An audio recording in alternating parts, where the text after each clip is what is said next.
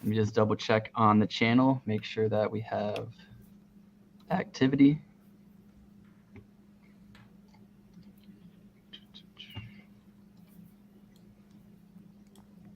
Come on now, go live. This is the first time it's actually taken a minute. Glad I'm double checking. Let me do one more refresh. There we go. All right, I think we're live. What's going on, everybody? We're here with Cleanup, and we're here with Vince from Worlds Within. Thank you What's so up, much guys? for showing up, man. How you doing today? Man, I'm doing good. It's warm out here in Texas, so I've been like sheltering indoors from the heat, but for the most part, man, it's nice. The weather's like sunny. It's a great day outside, and yeah, I'm excited to be on the show, man. Glad you guys would have me on. Yeah, 100%, man. And Clean, I know we were talking about you getting a little bit of sun. How did your daughter do in her like championship or her back to back to back to back games? Yeah, so they were played back to back to back. I got a bunch of sun. I put on like 35 SPF and I caked it on right at the start. And I thought, bro, I'm protected. I'm good. Keep in mind, this was from like a week ago. So like you should have seen I look like straight up Hoskinson's lobster that he has. I was so red and shit. And I had sunglasses on, so I had like the raccoon eyes and shit like that. So um but yeah, this is after a week's worth of like trying to tame it. And so um she did well. She hit one home run, so that was cool Hey, to see live. And then they ended up winning, which is good, and so now they're headed to nationals July 16th okay. through the 23rd down in Alabama. Whew. So yeah, I can't wait to go to Alabama late July when the weather's super nice. Just kidding. It's gonna be humid as hell. I'm gonna be sweating. I'm gonna have to sit there. I'm gonna have to put a towel on my shoulder and stuff like that. And I'm gonna have to wipe my sweat like all the time. We're That gonna have to down get you south heat sponsored. and humidity is no joke. Oh yeah. No joke. Bro. And So so yeah, I mean that should be pretty cool. But yeah, other than that, I just got sun. And just trying to make pizzas. That's pretty much it. That's all I'm doing. You know. Yeah. Shout out to Scottish. He said he got burnt last week as well in Scotland. He said it gets sun sometimes. Yeah. And shout outs to AwesomeisJayell being here in the chat. What's up, homie? I know that you're the community manager now for Worlds Within. So shout outs to you, man, for always making moves and being in the chat. Which is cool. Which is cool. I like Awesome as JL. We Yeah, still he's gotta been on hey, here a we few still gotta times. link up and talk about Some making a music. song Hell off yeah. of like some Cardano what was it? It was Chronicles big sale. Where it was like, let's go. Like, dude, you have to clip that into a song. Do It's like an gotta be intro in or there. something. Yeah, Cardano history or like whatever. And take it to where he's like breathing heavy, where he was like And have it yeah. go in, the beat Yeah, put drops. that into the beat or whatever. Like, bro, that's it. That's it. Man, That would be awesome, man. that would be sick, But yeah, while we have you with us, Vince, why don't you give somebody who maybe doesn't know much about Worlds Within, do you have like a way to explain what Worlds Within is to somebody who's never heard about it? yeah, man. Worlds Within currently is a interactive Web3 experience. We have a number of interactive experiences for people to visit when they go to our website, play.worldswithin.io. We also have a browser-based first-person shooter. We started off as a collection of 13,000 VR-ready, desktop-ready, and mobile-ready 3D scenes that were procedurally generated. And from there, we've just been trying to build interactive um, experiences for our community, whether that's gaming, whether that's our galaxy viewer where you can view each of the exterior of each world and the innards of each world. So it's just like about how can we make browser-based Web3 experiences accessible for people who are within Web3. And so yeah, I think that as of right now, like now's the time to really explore these types of experiences. And I think that in the future, you're going to see more and more interactive like experiences like that we have on our website. That's what's up, man. I'm going to bring up the website now, and then maybe you can walk us through a little bit that we see over here on the screen. So this is the worldswithin.io, Yes. and it kind of shows the characters at the top and then some Yeah. guns. So So yeah, yeah, I'll tell you about it. So up top, we started our Chaos Factions Mint, which is our browser-based first-person shooter. It's a collection of weapons where we're minted them with CIP68 and they're dynamic. So you're gonna have progression systems. You're gonna be able to add attachments, and we're gonna make it so that these weapons are accessible in the game based on what you have in your wallet, right? We often talk about CS:GO, we often talk about Fortnite, and you see the collab with Dot Swoosh that Fortnite's doing, right? Where they're adding Web3 capabilities in the game. This is just an early implementation of how we think first person shooters will be in the future, where you'll be able to unlock different skins and different, tracers, which is the color your bullets shoot in game based off of the NFTs that you hold. And so that's like our big thing right now. But if you want to look more into the project, just scroll down. You'll be able to see an example of one of the worlds. You'll be able to see um, the hub that we have here. So the play now area is our actual. That's a link to Chaos Factions. The app itself is the browser based experience. This is what the original worlds look like. They're all 3D scenes where if you had a VR headset like the Oculus Quest or HTC Vive, you'll be able to, go to Pool PM and visit them in VR, fully 3D with movement controls, accessible, like out of the box, right? As the NFT.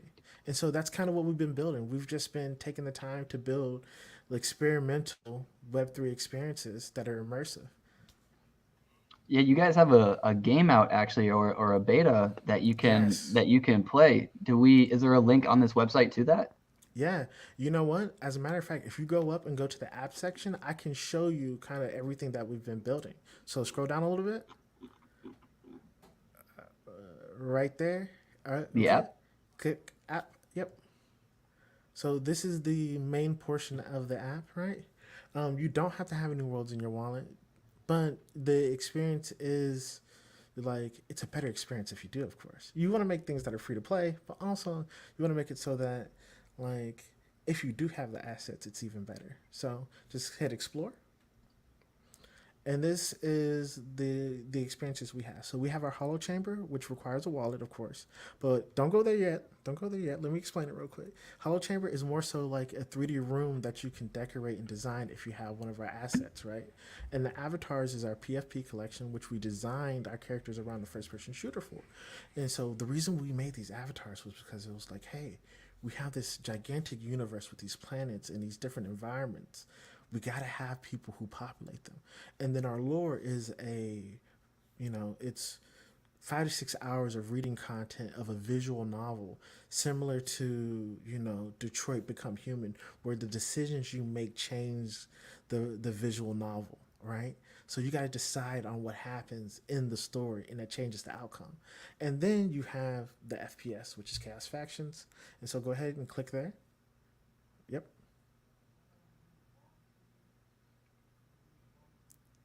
And the button does not want to work. Oh my goodness.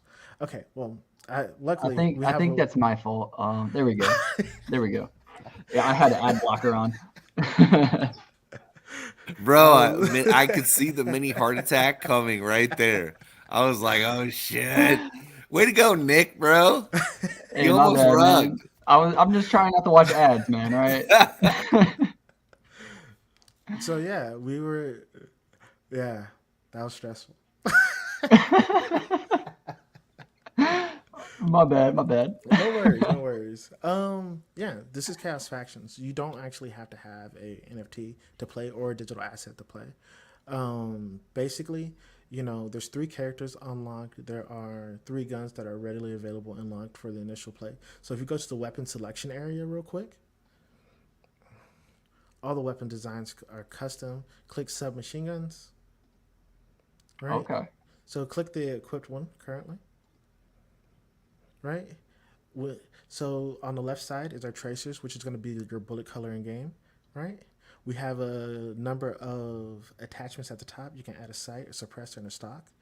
The stock is going to give you 5% movement bonus in game.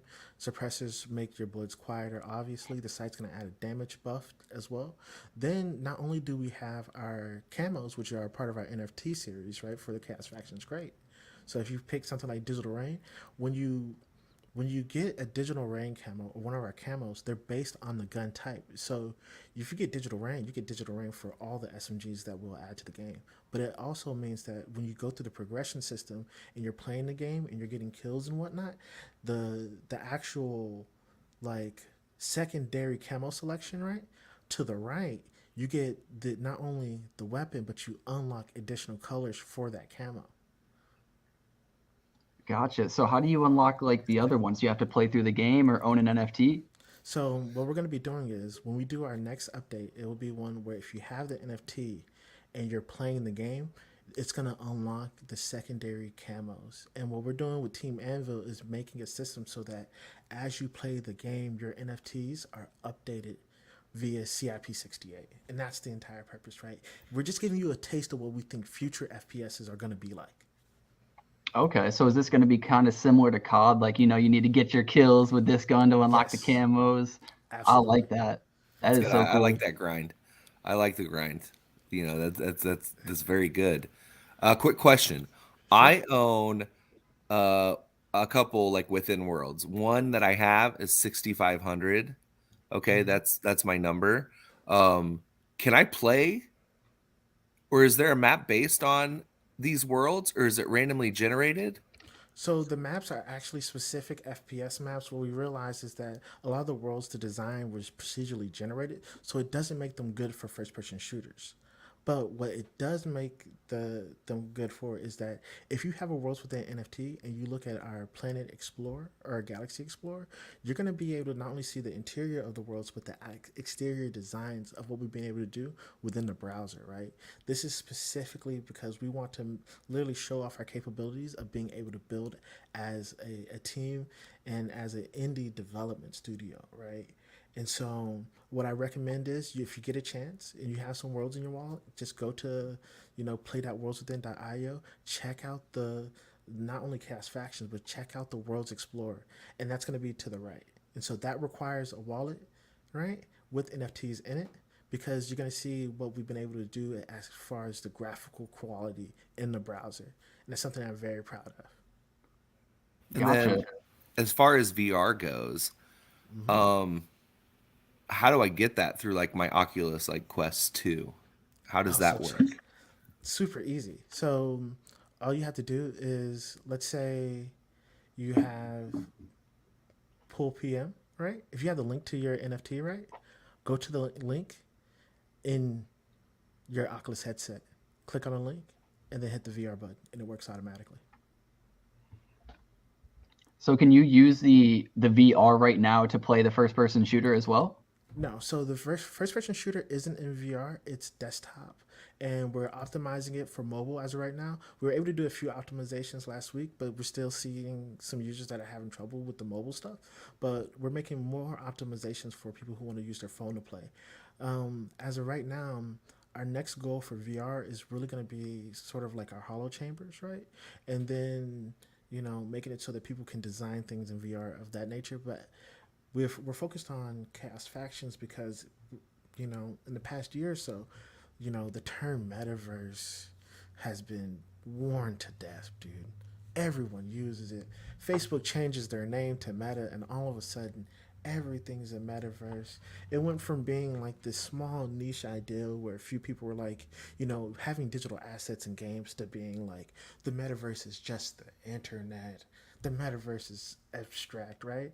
And everyone has their own belief set on that, and I'm totally cool with that. But what we're building, bro, is that we're building a system where you have digital ownership of your assets and immersive digital experiences. And that's what we want to provide.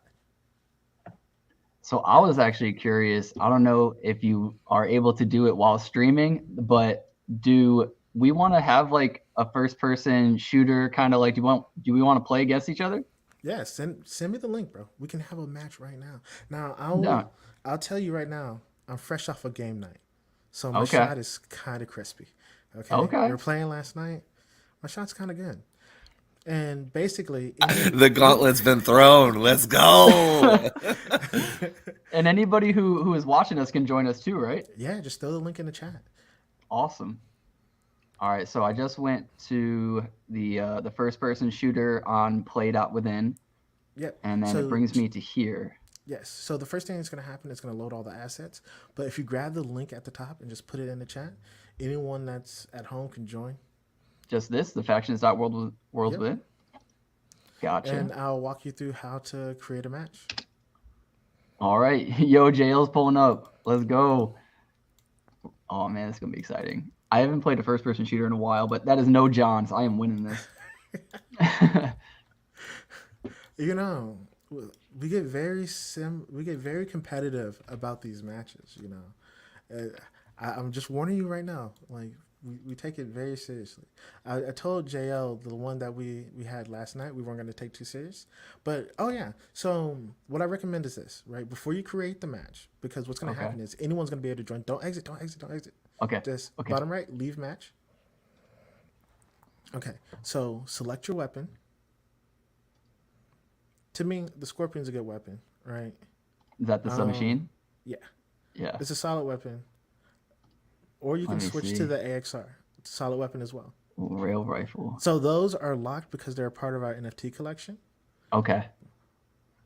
But like I said, you can add sight, you can add suppressor, you can add whatever you want to the weapon. Let me mute my sound real quick. Okay. And yeah, you can design the weapon how you want. Then you can hit back, right? Once you're done designing your weapon. Okay. And then from there you can back again. And it should bring you back to the main menu. Avatar select. So right now we have a number of characters that are locked, right? But 3 that are unlocked. Give it a second for the character to completely load in. And the way you unlock the characters is if you have one of the Worlds Within Explorers, you'll be able to unlock the characters, all of them. But we also have characters that are based on other collections, right? We have 3 goats from the Goat Tribe. We have a Chilled Kong. We have Clayton, which is one of the Clays, right? We have a Pred from the Dirtbirds. We have a Black Coat from Disco Solaris. And if you have one of the assets from one of those collections and you connect your wallet, even if you don't have an Explorer, you're able to unlock one of the items based on that collection as well, right? Now we don't have the resources to make it so every character is designed from every collection, right? Because a lot of these collections don't have like 3D versions, right? But we had our team design a 3D character that's a model from that collection. So yeah, from there you hit back and then create a match, and anyone that wants to join, they'll see this match being created and they'll be able to just click and join. Okay. And then in the future, will we have to own any NFTs in order to play the game at all? Or will there always be a default that you're able to select? So the reason we've made it so that there's a default that we want people to be able to select is our goal is to be on Poke.com, addictinggames.com, right? These are the places that teenagers go to play games currently that are Web 2 based. When we do that, that makes it so that they'll be able to access this game without needing to have any of the digital assets up front, right? That's what our goal is. But what we realized is that we had a little friction with those companies because we had the Wallet Connect so visible. So what we're doing is we're going to be transitioning to a Web 2.5 experience where traditional style gamers are going to be able to use their email and password to play the game, right? And that's going to be more in line with the Crunker.ios of the world, right? And the Eve.ios of the world, where it's like they're Web3 experiences, but they're catered to Web 2 audiences to give them an early taste of Web3. Gotcha. And then when I'm doing this match, like let's say I start it right here with 4 people, can more people join while I'm in a match? Currently, no. As of right now, the way we have it set up is that once you start a match, the number of people that are in that match are the people that are playing for the match. Gotcha. But in my experience, it works well from 1 to 6 players. Even 8 players works really well. 10 players can be kind of iffy depending on where they are in the world, and then server lag, of course. Gotcha. All right. Well, we're about to start a match here. We got 4 people. I think that's plenty of people to start. I'm gonna Took make my suppressor off. I'm gonna give you a small tip beforehand, right? And that Okay. is, you know, shift is to sprint, jump anytime you feel like you might be stuck. There are collisions on the sidewalk, and it takes a second for it to smooth out, but from there the game should run fairly smooth. ADS is the right click, and left click is to shoot. Oh, I died already, man. I wasn't even trying to shoot you. I see how it is. Over here, figuring out controls, already getting popped. Fine, fine. I see how it is. Get out of here. This how we're gonna go I straight will say into it. this, dude. Okay. First of all, I got the first kill. Second of all, I do not have a mouse, so Get it's wrecked. literally impossible. No, I I have to still got a jump. kill. So I can't just run up the stairs. I have to jump up the stairs. No. hold on. I I'm definitely understand. I had a chance to play with one of my friends, and he did not have a mouse, but he was definitely putting in work. But the thing is like we want to show people that this is our early alpha of what we can do, right? And with the support of the community, we can definitely build something even better. And this is just like, to me, oh my goodness. All I right. thought I had you.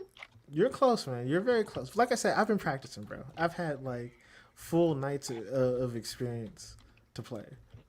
Plus, it's not fair for me to play because like I kind of made the game. You know what I Oh, mean? it's It's like, it's completely fair. I don't care. I played with the Wolves of Rome team and they made the game too. Like, I mean, it's a little bit more card strategy based, but still. now I will say this: the person that I've seen that is like one of the best at the game is Jub from Happy Hoppers. He's good. Bermuda's good. I had the chance to play against Drums and a couple other guys, and they're particularly good at the game. And so yeah, it's just like I'm just trying. Get out of I'm here. just Get trying out of not to here. die. Are I'm you just trying behind not to me? die. Get out of here clean. No. One thing I haven't gotten used to is talking while playing. I don't know how streamers do it, man. It's just like a skill set in itself. You just you may be worse while talking and playing, but you just have to, just keep doing it. And eventually you'll forget that you're doing it. For sure, for sure. Because right here, I feel like if I want to play, I have to talk too. So I have to make this work somehow. I feel like I'm doing all right though. Am Yeah, I in first? Is that you what have that 7. shows? No, I think you're in third. I don't know who. I don't know who's. Or do you want me to cast this game? I'll cast this game here real quick. I don't know who's putting in work. Who's playing with us? Someone, whoever that fourth person is putting in work. Yo, this person just glitched through the freaking what the? What just? You just jumped through the. Now I will say sometimes because it is browser based, you're not gonna have the same. Oh man, Who won? you won. I won. Yeah, I got second. Hey, I told you I was gonna So- win. No, I Very was nice. playing. Yeah, I guess you came in last. It only shows top 3. because Hot it's browser dang. based and we're live streaming, you're gonna have some latency issues, right? Dude, Right. wait until I get a mouse. All right, Nick, you're dead, bro. I'm telling you right now. Dude, no. Get a All right. mouse. All right. Hold up. First, in all honesty, with streaming and the lag, like it really wasn't that bad. No, like it I was was not. expecting Not it at all. because this is still beta version. I was expecting it to be a bit more laggy than this. So this is actually really playable. I It's appreciate that, guys. and no, it's not like Call of Duty, right? It's not going to be seamless. It's not going to like as soon as you shoot, you see the perfect headshot symbols and all the tings and all the bells and whistles. But it's a playable game. Like it's actually very playable. So I just wanted to get my opinion out on that. I don't know how it looks from people's perspective. Sometimes there is like a little bit like I'm shooting and then they kind of like glitch to the right. But like I said, beta version, very playable for a beta version. Oh, for I sure. appreciate that. For And sure. so that's what we've been trying to do, right? It's just like showing people and showcasing what games can be like right now. And for us, it's about adoption easily, right? With this, you don't have to have the high powered gaming PC. You can play on a MacBook. You can play it on a Chromebook, a low powered laptop, essentially, right? That's what we were going for because we know there's an entire audience out there of gamers who are, if you're a hardcore gamer, nothing's gonna stop you from playing Battlefield and Call of Duty, right? it's because it's just like those are the titans of industry.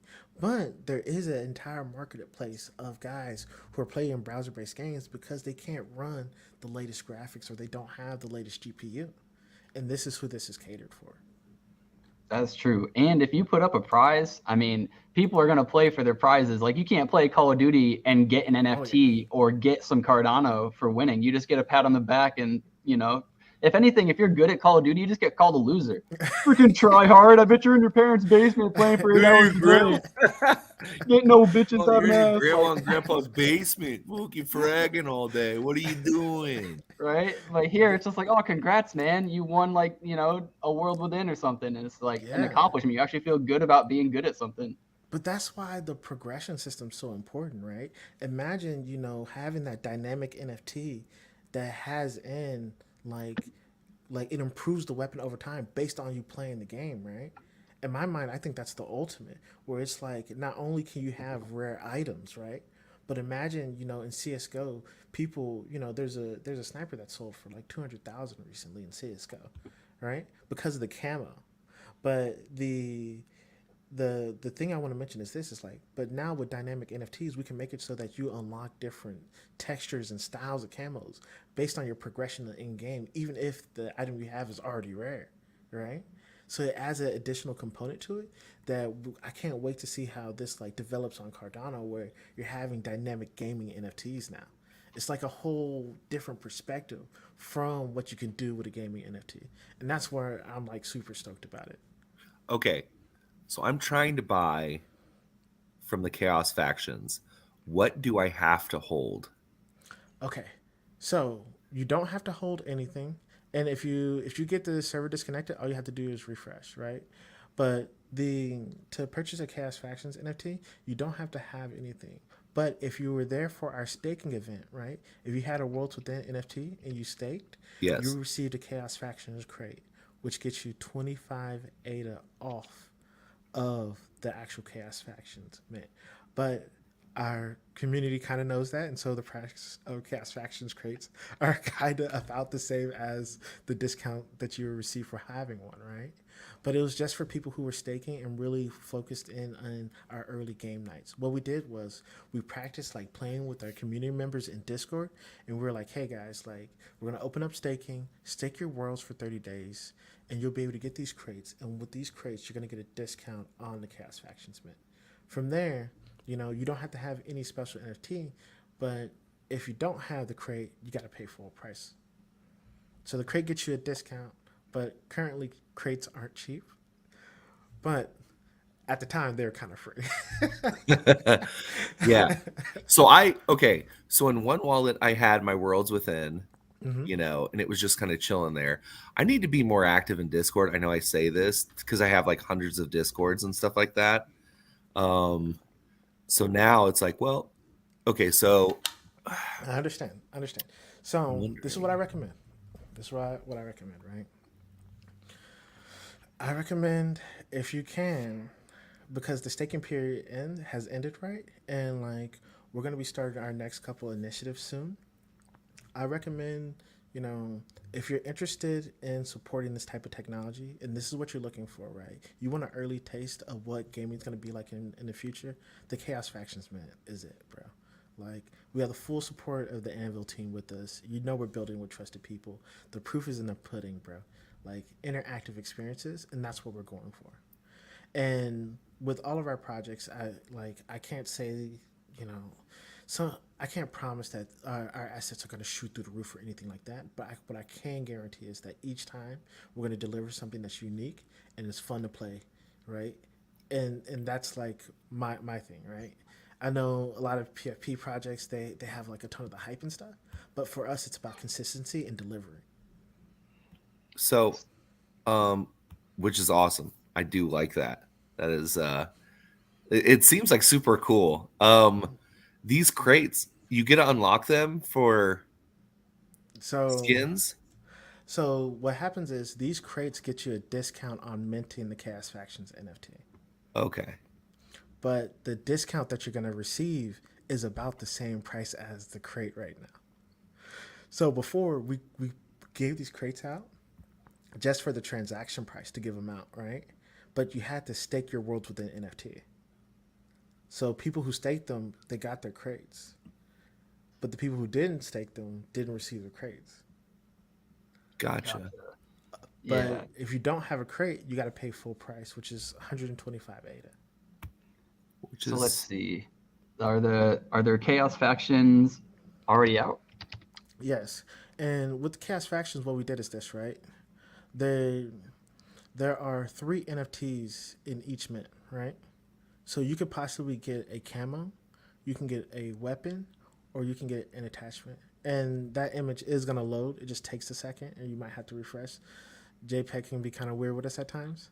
But yeah. So with the attachments, right, those are going to unlock buffers in game. The camos work for every weapon in that weapon type, and the guns are the guns themselves. But what we did is anything that's you see a picture of that's like 3D, we included the 3D model for that asset in the NFT. The card is just the placeholder image essentially. So when you get the Scorpion, not only do you get the card, but you actually get the 3D model of the Scorpion weapon as well. okay. Well, I'm buying two right now. So hopefully I appreciate that. the loot gods are on my side. So are Okay. these? So these aren't like I was originally viewing them, and maybe that's correct as like oh, what's that project? They have like a bunch of cards or like there's Cardania. Cardania. Cardania, yeah, So because it shows like the the packs, and then underneath the packs it'll show like how many people in this scenario, let's say, like have a right. pistol camo, but it's not viewed like that on this page. Am I correct? That is correct. And that's the Okay. thing is that we're not. I don't want to replicate what Cardania is doing. I think they're a fantastic project. They're building it in Unreal. They're not only that, but they're making DeFi systems that are awesome as well, along with their game. For us, it's easy. It was easiest to represent what we're offering to you guys, right? In a card fashion, right? If I just like if it was just like a camo there and it didn't say what it was, that could be potentially confusing. A card just made more sense, right? That's the only way that I felt like we could really represent what the items were efficiently and effectively. Gotcha. Yeah, that makes sense. And then there's some other things I've been curious about because a lot of Cardano projects seem to be doing this now, and it's where they either had an NFT collection a while ago or they wanted to mint a while ago and then didn't, so now they're minting now but promising like coins. Are you guys trying to get into the coin game or follow meme coin hype in any way? Try to play off of that? So I've been a massive proponent of having some sort of coin be attached to Worlds Within or for the organization Fragment itself, right? So we've also one of the projects we created was called the Heartbreak Club, right? There's a lot of controversy around it. You know, it didn't pan out with the team that we had brought together. But one thing I did was I said, you know what? This year we're gonna make a game for it, right? And we're gonna deliver just like an early prototype game for it, just so people can see it, and not something where they're gonna have to have NFTs to play. And we're gonna try a different game loop, you know, something that could be like more fun to play and have that replayability. And as an organization, I think it'd be interesting to have a coin that collects all of our interactive experiences for the games that we've made across the board. But as of right now, for Worlds, I think that I'm super interested in a Worlds-based coin, and I've talked to a couple of people who have been doing the logic side of coins for other projects.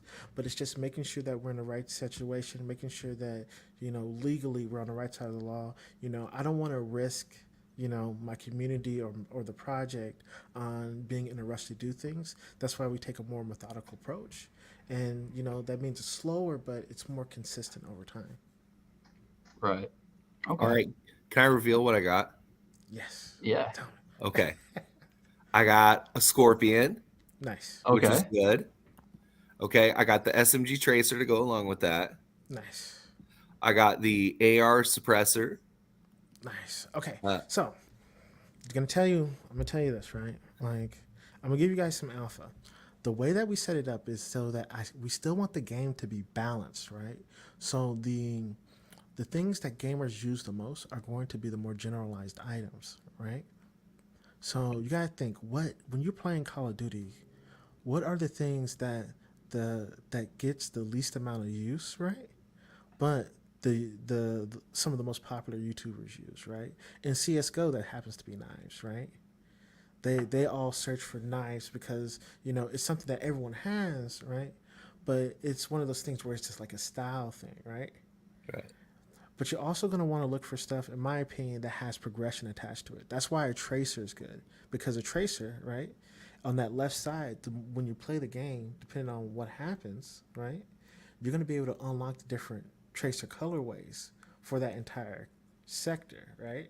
Now, there's no tracers on the knives, obviously, right? But to me, I think tracers, and this is just my personal opinion, I don't have any additional information.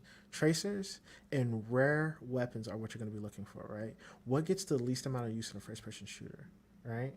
Because you got to think, balancing is what matters. If we made the SMGs and the ARs the most rare thing, then you know what I mean? People wouldn't have guns that they can use. The average person wants to use shotguns, ARs, and SMGs.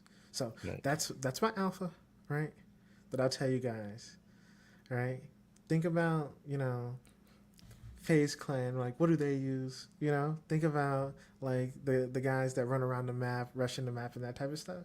Those are the type of items you're going to be looking for. But I will say this: you can't go wrong with a tracer, especially if it matches the weapon type. Yeah. See, because I'm thinking about it from a completely competitive standpoint, and I'm like, if I have a tracer on mine, then they can see where I'm shooting, and then it gives away my position. So maybe I don't want a tracer, but I don't know. Like if I'm trying to flex and show everybody that I'm badass, and I'm gonna want like some turquoise purple, tracer or something to like be like, yeah, that's right, that purple tracer's killing your ass. You know what I mean? Like, Yeah. Then I got So a yeah, K34, which is a pistol. nice, okay, Uh, what was that? nice. So K34, nice, right? Because remember what I said: the items that are the least used, right, are going to be the less in quantity. Right.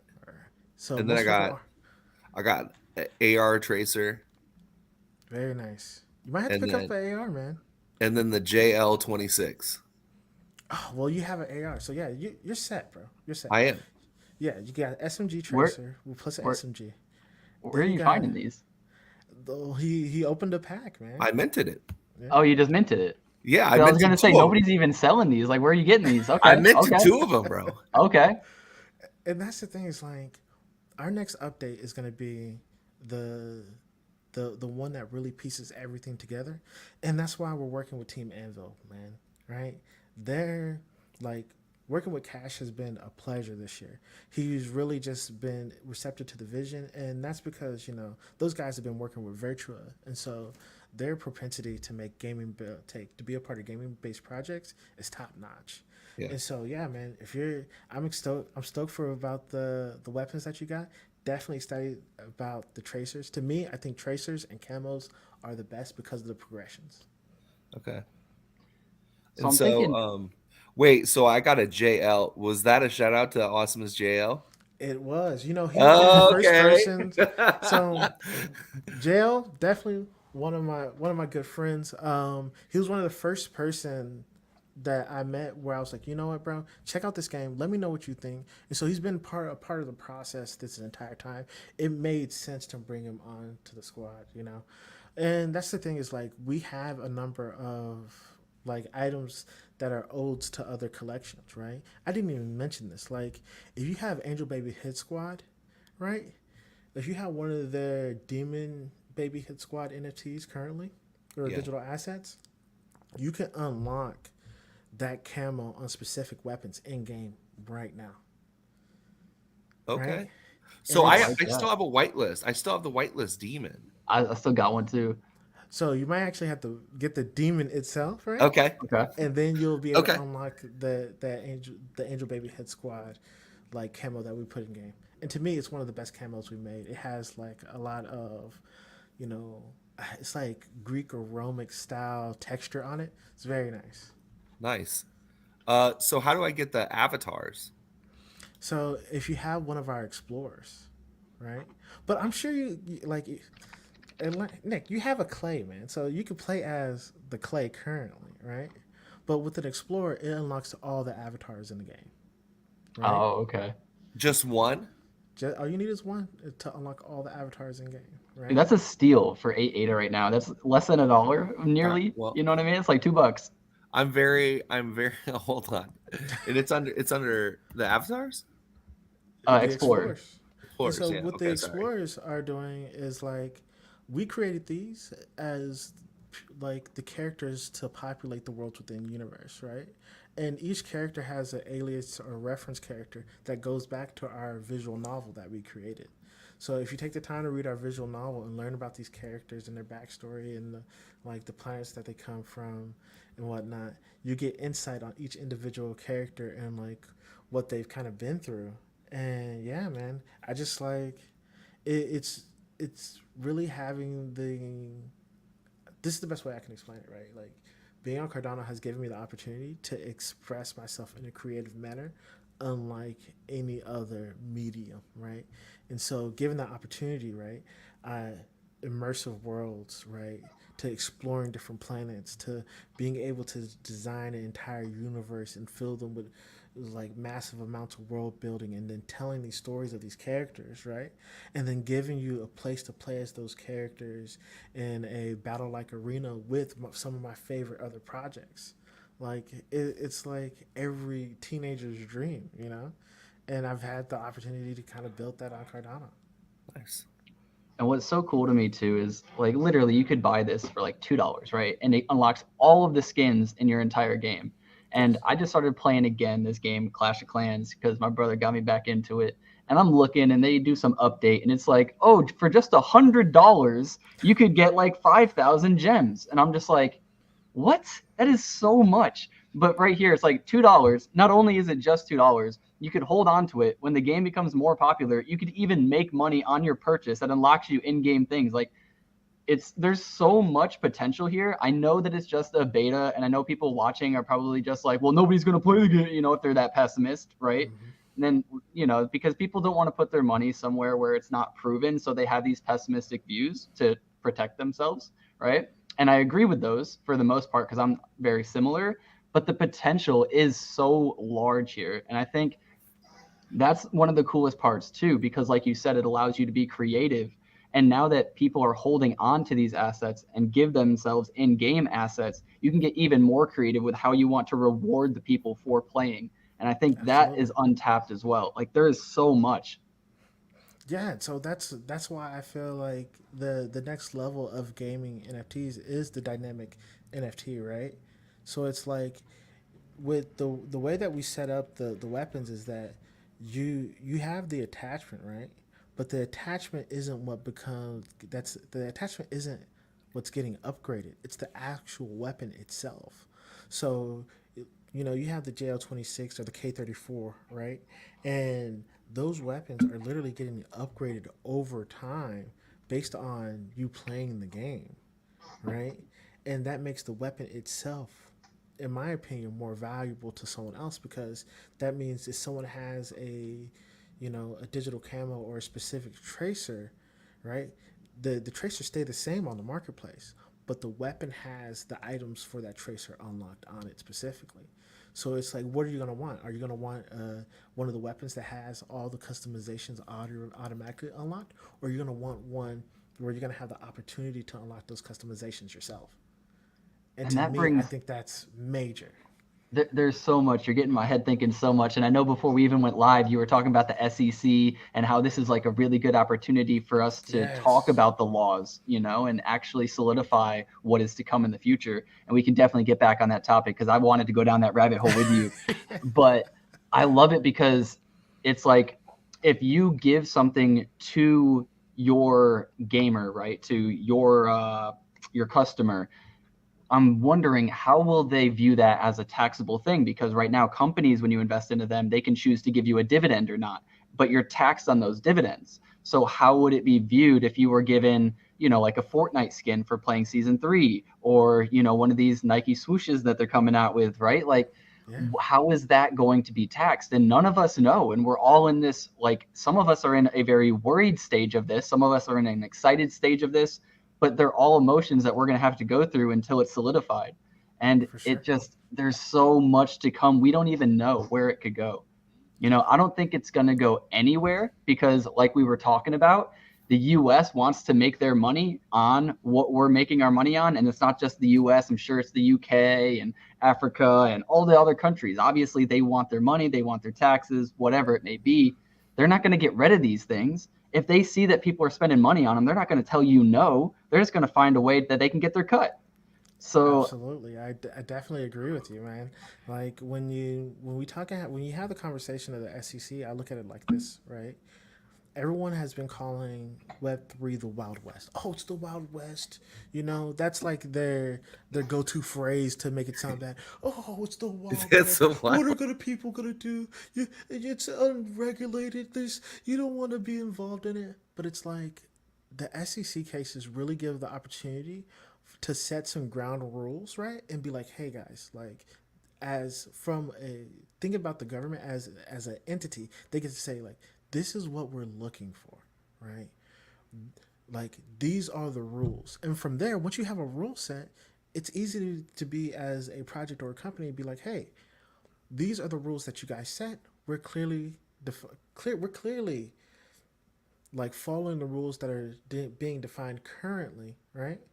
Therefore, like we're with you guys. We want to be a part of that regulation. We want to be here for the long term, right? And then they can kind of go after the bad actors, but without any clear definition on what's right or what's wrong, then it makes it seem like, okay, well, everything is just in the gray area. And if everything's in the gray area, it's just like there's more risk involved. And the other thing is this, like the best part about regulation is the fact that, you know, nobody's mom or grandma needs or wants to know how to maintain a seed phrase. Like my mom doesn't need to know how to use MetaMask. Honestly, guys, she doesn't need to know how to use MetaMask, right? We need to give her an alternative that's regulated through institutions that she trusts, right? That allows her to purchase things in a way that she understands. And if we do that, then we're starting to have real, true adoption and real use cases. As of right now, the technical curve is so high for people to try to get into Web3 that it's difficult. Only people who are tech savvy, if you have, understanding of how to use MetaMask or Nami or even Eternal. Like imagine trying to get like your parents on Eternal or something like that. It'd be a nightmare to try to have them manage it. And so we need something that's frictionless. And the only way we're ever going to get that is through some sort of government regulation. And so that SEC case, man, a lot of people were fighting it, but to me, it's the opportunity to have case law where they have to set ground rules on what is right and what is wrong. And once that happens, it opens the door for everyone. yeah, somebody was basically saying this is like, once we're past this, what else is left to FUD?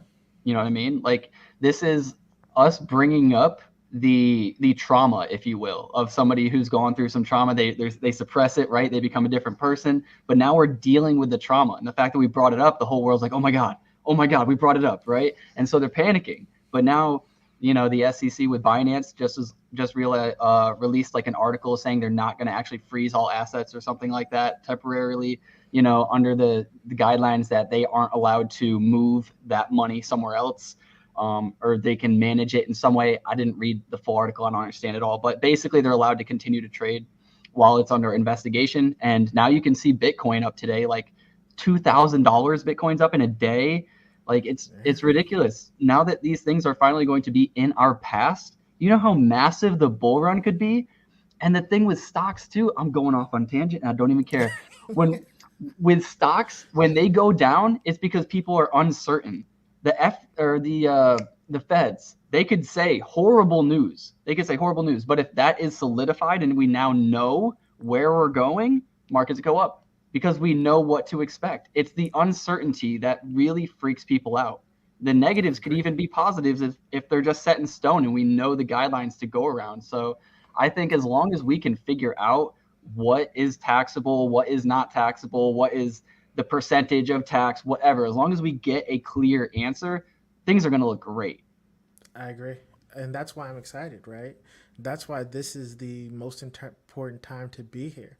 I think that we only get this opportunity every few years.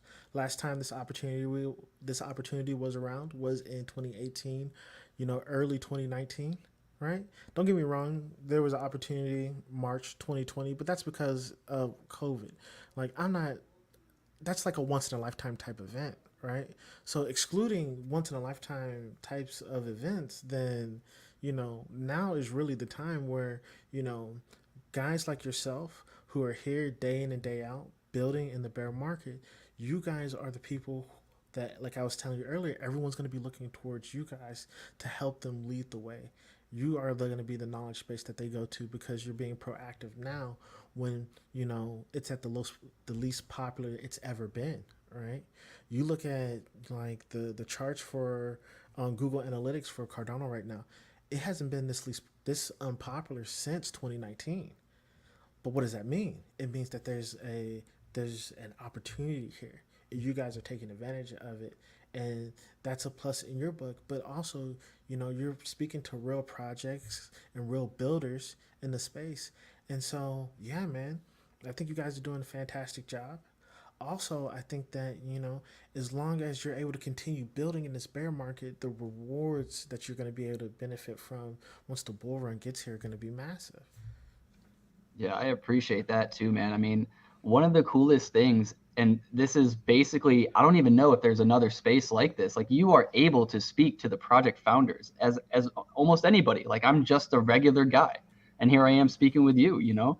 And in the real world, well, like as far as like stocks and stuff, I couldn't just go talk to Elon. I couldn't just go talk to somebody making these big corporations, but I can just go talk to the clay people. I can go talk on a Twitter space to the Ape Society and nobody's going to tell me to shut up or go away.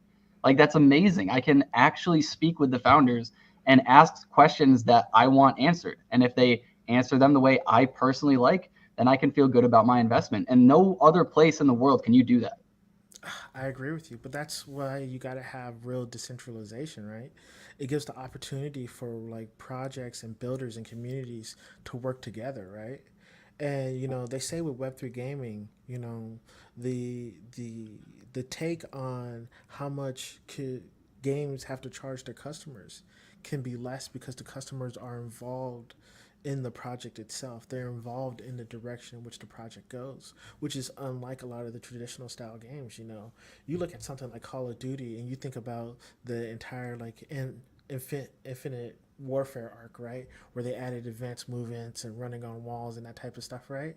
It was one of the most unpopular things to happen to the franchise, but they stuck with it for 4 years because the community weren't able to voice their direction on the game. But in Web3, you have that ability, right? You have the ability as a community to talk to the founders and be like, hey, we like what you're doing, we don't like what you're doing. And you get feedback from the actual founders of these projects in a way where they're like, hey, this is why we're doing this, and these are the reasons why we think this is good because of this reason. And I think that's super important. And like you're saying, you're not going to see that in stocks unless you're some type of, you know, unless you're a major investor that's going to be able to have access to the boardroom calls and whatnot. But in Web3, it's super accessible for everyone. Yeah, I also wanted to bring back to you were saying if because I agree with you that grandmas and our parents they don't want to learn a seed phrase or even what a seed phrase is, and then you tell them that you can't save it online because there's hackers, and if it burns down in the house, all your money's gone. They're gonna freak out. They're gonna be like, why would I ever do that? That's dumb. I'll just stick it in a bank, and it's just like I get that, and that was my main concern too. I thought about the other day. I have like 8 or 9 wallets written all on paper that are hidden in my house, and I'm just like, well, what if that paper got ruined and my PC happened to get ruined the same day? It would be gone, and that does scare me. But we also heard Ledger. They said that they're going to have that load your seed phrase to a cloud-based service, and if you ever lose it, then we can help you. And people were furious. Well, I agree because okay, it's something that's directly in conflict with the tenets of Web3, right? You were taught that like, hey, you're supposed to be able to manage your own money, right? And Decentralized money allows you to manage it free of interference from anyone. It's like having digital cash. But I do think that we need to have onboarding ramps for people who aren't tech savvy. Now, the reason why people were upset is the fact that, the security risk that it presents, right? But other people make it seem like that was forced on everyone. That was a specific service that people could sign up for. It wasn't just every account. But I think their fear is that one day it would just be every account. And we know with Web3, once you lose some crypto, you can't get it back. And that's the risk. At the same time, I'm there with you, man. I feel like I sh- I should have taken the time to get the metal plates to inscribe my seed phrases on them. I have, multiple seed phrases hidden in my home, in safes, and that's like the way to do it, right? Instead of trying to keep a digital version of it, but at the same time, it's just like, man, like trying to get someone that's 50, 60 plus to do that, dude, they're gonna look at you like you're crazy, man. It's just like they're gonna be like, "What are you talking about?" First you gotta convince them that they're gonna have digital money, right? Then you gotta convince them that like this little piece of paper is where all the money is. Like they're gonna think you're crazy. I mean, the thing with me too is that like if you lose your money in your bank, which has happened to me, my credit card has gotten scammed multiple times, or debit card rather, and I've had money taken out of my bank at least 5 times throughout my lifetime. And every single time I hit up the bank, they were like, "Okay, your money's been refunded. It'll be there in about 2 to 3 days. There's going to be an investigation. We'll let you know how that went." And like, see you later. And all 5 times I've gotten all of my money back, minus like maybe $5 to $10 for some transaction fees and for them to do their investigation services, whatever. But that's basically nothing, right? I got my thousands of dollars back that were stolen. Everything's all good. But if somebody steals an NFT, they cannot just go get that NFT back. They can't just give Man. me another NFT from that collection, even. It will not be my NFT, right? But they could with ADA. So I feel like it's close to good, but it's just not good enough. Well, that's the thing about having consumer protections, right? Anytime you're going to have consumer protections, you're going to have a system that is going to limit, the true freedoms of the protocol, right? That means you're always going to have some type of third party there. And in Web3, we always say like the reason we're doing this is so that we have less middlemen in the process, right? We don't want to have to work with, you know, Transamerica, Transfirst, the big three when it comes to payment protocols, right? Or Visa or Mastercard. We don't want to have to work through those institutions typically, and I get that, right? I understand that we normally don't want to have to work through those with those institutions, but if we're looking at a more ubiquitous and Web3 used on a major adoption scale, those companies aren't going to miss out on making money from this industry. It's a given. I'm sure you've noticed the number of banks right now that are applying for Bitcoin ETFs because they know that the SEC opened a case on all these other altcoins, but they didn't open one on Bitcoin. So it's like they get free reign now that, Celsius, FTX, Three Arrows, and all these companies collapsed last year to basically replace them as companies that are following the current standard of government regulation. So I think that it's definitely majorly important to have that for adoption, but at the same time, I like that the fact that you have the choice, right? You have that sovereignty. You as the individual get to choose whether or not you participate in a protocol that's going to limit your sovereignty or not, right?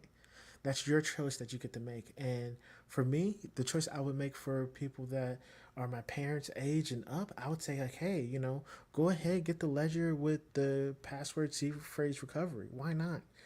But for someone like myself and someone who's into technology and we understand the risk of it, I would say, seed phrase, metal etching, right? Metal etching your seed phrase so that it can be protected through fires, right?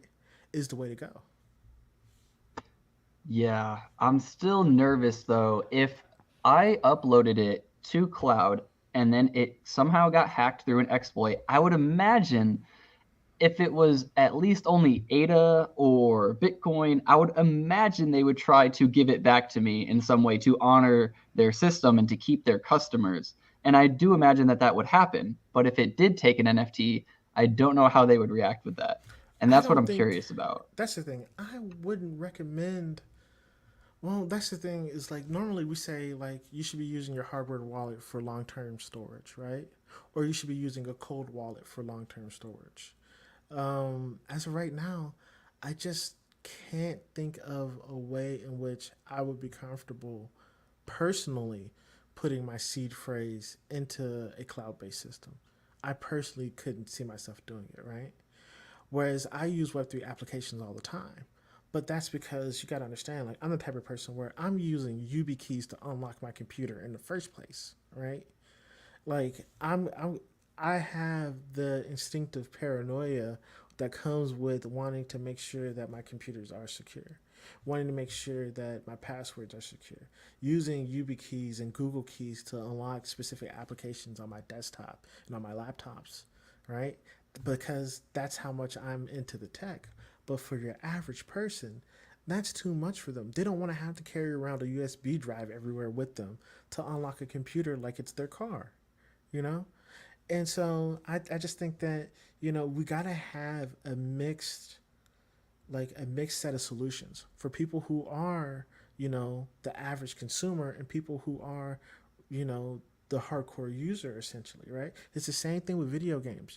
You're gonna have your casual, hyper casual gamer, and then you're gonna have your hardcore gamer that has like the the 4090 GPU, right? With water cooling, right? Whereas the other person they're just playing the game on their iPhone. Yeah, 100%. That's definitely me with the water cooler and then all my friends telling me I should have gotten an Xbox. Yep. But I don't know, man. I agree. I think Ledger took a step in the right direction with that because I don't know how else you do it without it being online somewhere. I think you have to. But then it has the whole argument of like we want decentralization with a centralized network or a centralized company, helping back it. And so I don't know if we'll ever get to full decentralization, where people are comfortable with keeping their assets. I don't know how that's going to be possible. I think the best way to view it is that eventually a lot of these corporations that we see are replaced with some sort of DAO structure, right?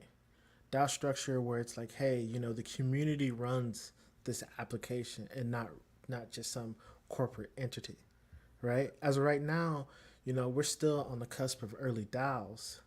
And a good example of that is, I'm a massive fan of a DAO. I'm a massive fan of Summon, right? We use Summon in our day to day stuff, right? Because at the end of the day, like this technology is about it's about the technology, it's about the protocols that are in place, right? It's about, really having access to tools that are available to this community. And you gotta understand for me, it's like I know Riley and TCT, those are great dudes, and I like the work that they've been doing. I like the work that they've been doing for years. And nothing's gonna stop me from using a great product and a great service when it comes to DAO creation, right? But I do think that over time you're gonna start seeing the corporate infrastructure start to transition to DAOs. One of the big things for me was that when we first started, Fragment, it was really important for us to be, registered as a company in Wyoming specifically because they do have that DAO infrastructure there. In the past recent years, we've heard that Miami was going to be the next place for DAOs. But as of right now, Wyoming seemed the place to be when it came to, protecting the rights of the customers, protecting the rights of the people who are running the entity as well. And so the rights to your digital assets out there was just completely different in comparison to everywhere else. And, Texas is slowly starting to follow that trend as of recently, but as of right now, I'm looking at Wyoming, Delaware, Miami as being the real hotspot places when it comes to really building DAO infrastructure. But we'll start to see that happen in the next 5 to 10 years. I think this upcoming, you know, bull run is going to be about gaming, but the next one's for sure DAOs. That's a really interesting take, actually. I do remember when DAOs first blew up. DAOs were like the thing. Same with metaverses Hmm. and even games. So we'll have to see like what makes the resurgence and how quickly that happens. It would be cool to see some DAO projects kind of get that hype again. But it's been such a long time since I've seen a DAO project be hyped and in the forefront. Oh, for sure. But that's because retail's not here currently, Right. right? Right now, you got to think that like the guys from Metacartel back in the day, they were building, you know, all throughout 2018, all throughout 2019, right? One of the projects they released was Axes, right? They were builders, right? And at the time, no one thought the stuff they were building was that interesting. But having that DAO infrastructure allowed them to create a number of projects, including Axis, that would eventually blow up once the bull run happened last time, right? So that's why I'm like, now's the important time to build more so than any other time. Yeah, but games though, that's so interesting to me too because we have Cornucopias kind of blowing up right now a little bit. I Yeah. don't know if we've seen. Actually, I'll go show their lands or their domes rather. Yeah, their land sales are going up as well. But they had their domes on here yesterday. Let me go find it. But their domes, I want to say, are a floor of like 500, and it's been such a long time since Cornucopias domes were. I don't think Cornucopias domes were ever this high, actually, to be honest. I think they're at a new all-time high. So Well, it's cool to me that these are blowing up. absolutely. I think that the thing about a project like Cornucopias is that they have a great team, and they're building on a well-respected game engine, and the cinematics look great. And if I remember correctly, they're supposed to have like a demo or something that's supposed to be coming out recently. Same with Virtua, right? As of right now, I personally, I'm not invested in cornucopias, but I've had a chance to talk to the team privately, right? And I definitely like what they're doing. I like how they have their setup where it's not a metaverse that's comprised of just needing specific hardware to play, but they also have a number of small casual based games that's in the collection of games that they're building, right? I pay attention to what everyone's building in the space when it comes to metaverses for the most part.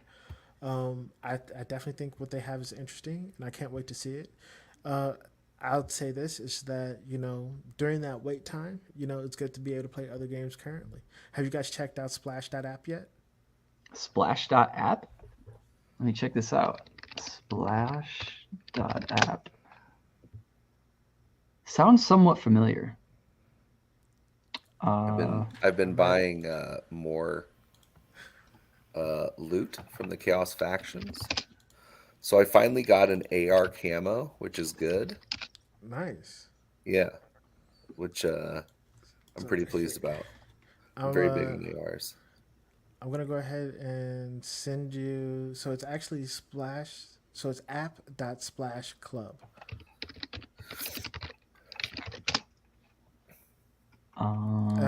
So you oh, have it right. dash. No, go up to the put a dot after splash. Oh, okay. So it's app Dot dot splash dot Flash club. Club. Yes. Okay. My bad. I know it as like the splash app, right? But if you go to their arcade, right, and you click on Cardano or Flipper. nah, Because it won't let me click Cardano. well, go to communities. All right. I was just on this app earlier today.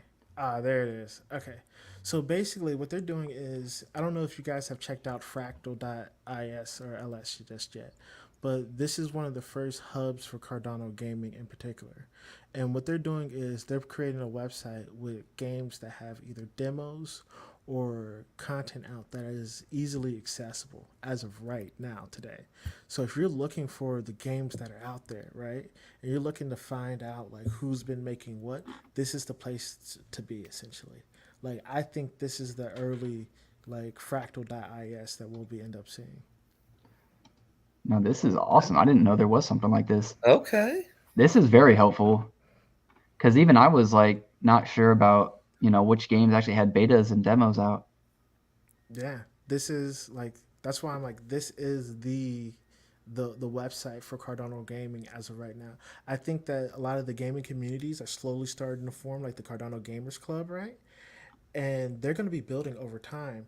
But as of right now, this is something that we needed. We needed just like a hub where you can see, okay, what are the games that are still building, actually releasing demos, giving insight into their games to their community members, and this is the place. No, Nice. this is awesome. I remember you because there's so many of these projects that I've heard of, and I'm like, yeah, I'm gonna go check them out. But then another project comes up, and another project comes up, and you just get lost in the sauce, and you forget about all of them. But like YOLO solos, and like I keep forgetting that Yumi is a game sometimes, just because it's been so long, and they do so many other things. That's Like true. That's definitely true. But if you did you see the last trailer for the game? It's supposed to be like Pokemon. Trailer's insane for it. the Yumi And trailer, yeah, man, it the was a one with couple months back. Jack Fricks, right? Are we allowed No, to?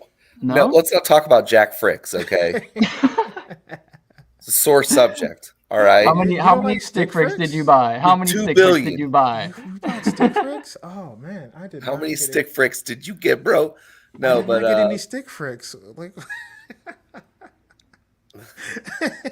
they're stick fricks, dude. That's when you know it was the peak. When those things were actually selling, that's when stick you know fricks it were going peaked. crazy. I remember that. I remember Dude. that, and I was like, man, I was like, maybe I'm trying too hard.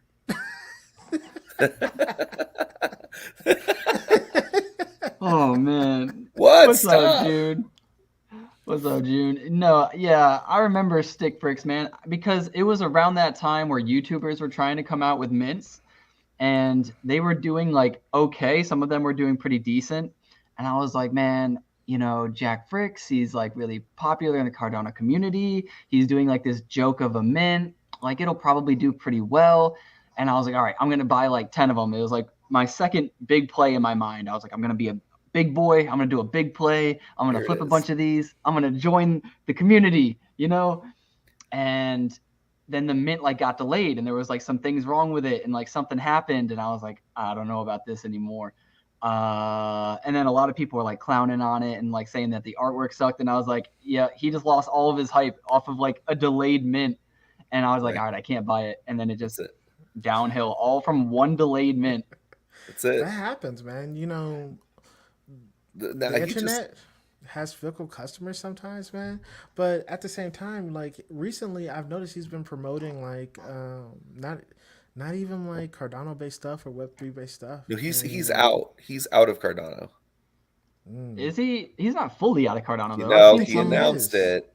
Yeah, I He think he When? announced is. it on When? Twitter. He announced it on Twitter. He was like, I'm out of the Cardano community.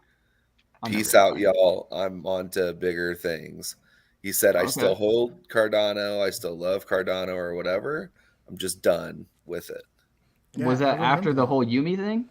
No, that was like maybe a couple weeks ago, right? I Yeah, saw it Okay. recently. this was like Okay. Thursday, dude. This was like Okay. Thursday. And I was Okay. like, what's up with Fricks? And he's like, read the post above. And I was just like, wow, he actually replied. What he's maybe not a dickhead. No, he's still a dickhead. That's fine. Damn. I didn't know he left the community like that. Yeah, he's gone.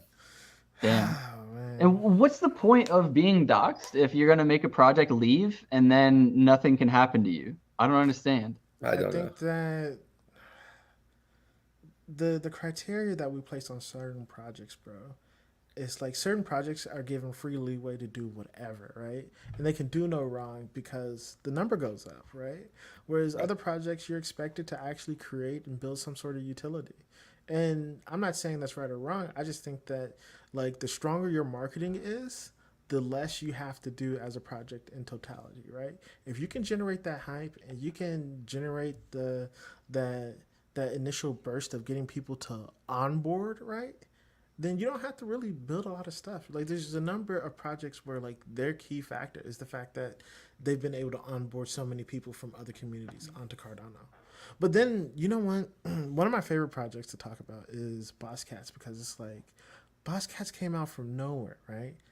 And everyone that I was around was like, well, nobody I know is going to get one of those. Like, why would anyone get one of those? But it was because like they were able to build their own community before ever being on Cardano, right? They had their own community, they had their own ecosystem essentially, and then they brought it to Cardano.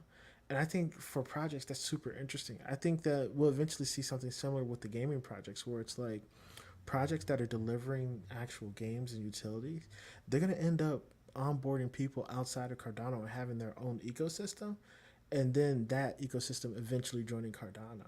But you know, if you're going to be doxxed and you run away from projects, there's a number of people that do it, right? We've seen it a million times, but it's just like there's no right or wrong way currently. There's no punishments currently either. But it's also about what are they promising, right? If a project that promises nothing rugs, what's the issue, right? It's That's the kind of the thing expectations. though, right? Like if I go online and I'm like, hey, I'm gonna try to build this, right? The keyword I guess is try. And I could just mint and then dip. And I just mean like, sure, there's maybe a million happy customers at let's say Target, but if there's one mad customer who tripped on the rug and broke her ankle, like she can still sue you, like even though you're a great person and did everything right. And I mean, these people are just leaving and it's like, sure, most of us understand that there was no promise of financial gain here, but we still invested for that. And there's still going to be a Karen or two out there that wants to sue, and do they have any ground to stand on? That's a great question. As of currently, no, but once there's regulation, that might change, right? At the same time, I think that there's the inherent risk of anyone that's participating in startup culture, right? If you're participating in startup culture, you know that, typically you have to be a certified investor, meaning that the average individual can't participate at all, right? You gotta be a certified investor with 150,000 or 200,000 in liquid capital that's provable before you can even participate. So that means regular guys like myself and a lot of my friends that were able to get into these Web3 projects and Bitcoin and Ethereum and Cardano early on, we would have never been able to participate in something like this. So, it's one way or the other, but there is the risk, right? There's a number of early projects from the ICO days that I missed out on because, I participated and I thought they're going to be good and they weren't. But at the same time, there's a number where it's like, what I realized is the projects that built during the bear market seem to stick around a lot longer. Wait, what R word did I use? Yeah, what's the R word? Vince said the R word? I don't know. Revenue? Regulation. Oh, it probably is. Yeah. I don't know. We do need regulation. I think as soon as we kind of get that up, I really do think it's like the trauma thing. I think I just thought of that on the spot, but I think it's a really good analogy. Like we don't want to deal with it, but as soon as we do, we're so much better off. You know what I mean? Absolutely. Can we watch? Absolutely. So Not to do whatever. What's? Can we watch the Yumi trailer? Have y'all seen it? I may No. get demonetized, but I don't care. It's happened before. Let's see. Yumi trailer. Set regulation, Let's see. Which one? Oh, this is League of Legends. All You might right, have to let me. put Oh, universe. way to go! No, yeah, maybe Yumi Universe. This one, 4 days ago. Oh, I have not seen that one. So that I one's don't think new. I've. It's pretty short. Yeah, I have not seen this. That's short format content. Wait, this is Jack Fricks talking about it. Really? Yeah, why can't I just scroll down slightly? You Whatever. got power scroll on, bro. There's nothing wrong with that. Let's see the one comment. Okay. Uh, yeah, you're not gonna be able to hear what it is. All right, we'll have to watch that Hot another dang time. it! Oh well, then it's all Actually, right. can I turn on? Hold up. Let me do stop screen, It present should be on their screen, Twitter, right? and then go to share Yeah, but system he's gonna audio. have to scroll up to try to find it. That's gonna be tough. Oh, No, you guys can probably hear it now. Just let me know. Universe of cute yet fierce creatures. Yeah. Meet Naru. Today, he'll be your guide. In Yummy Universe, we are all about having fun, spreading good vibes to each other, and building something special that Is he a everyone. part of the team? So far, we have created and He designed a made one ton of new trailer characters to before, interact with in our so universe, and we have a lot more in store, especially for those of you who Artwork enjoy looks games like fantastic. Pokemon, Yu-Gi-Oh, Digimon, and Moshi Monsters. Yummy Universe is trying to bring this style of gaming to a whole new and all-inclusive level. If you like what you see or what you hear about our universe in this video, then be sure to check out our page and our socials for more information on how you can become a part of it. Have you ever wanted to explore a universe? huh? Well, it was just kind of like a basic intro. That's not what we're looking for, though. What was this? This was the one with Jack Fricks, right? Yeah, that's the one with him, I believe. Um, They had just like a normal trailer that was on their YouTube from a while back. I was on their YouTube. Okay. Videos. Yep. Hmm. No, I guess not. That's Nope. strange. Maybe it was must on have been. Twitter. It was probably on Twitter. Well, you don't have to search for it, but yeah, I'll do a I quick little search. It'll just be Yeah, just something quick. just something real quick. Sometimes they post it up here. Who knows? I mean, I this think trailer that's was it. epic. Oh, That okay. is the one. All right. Yeah, this was from December. Whoops.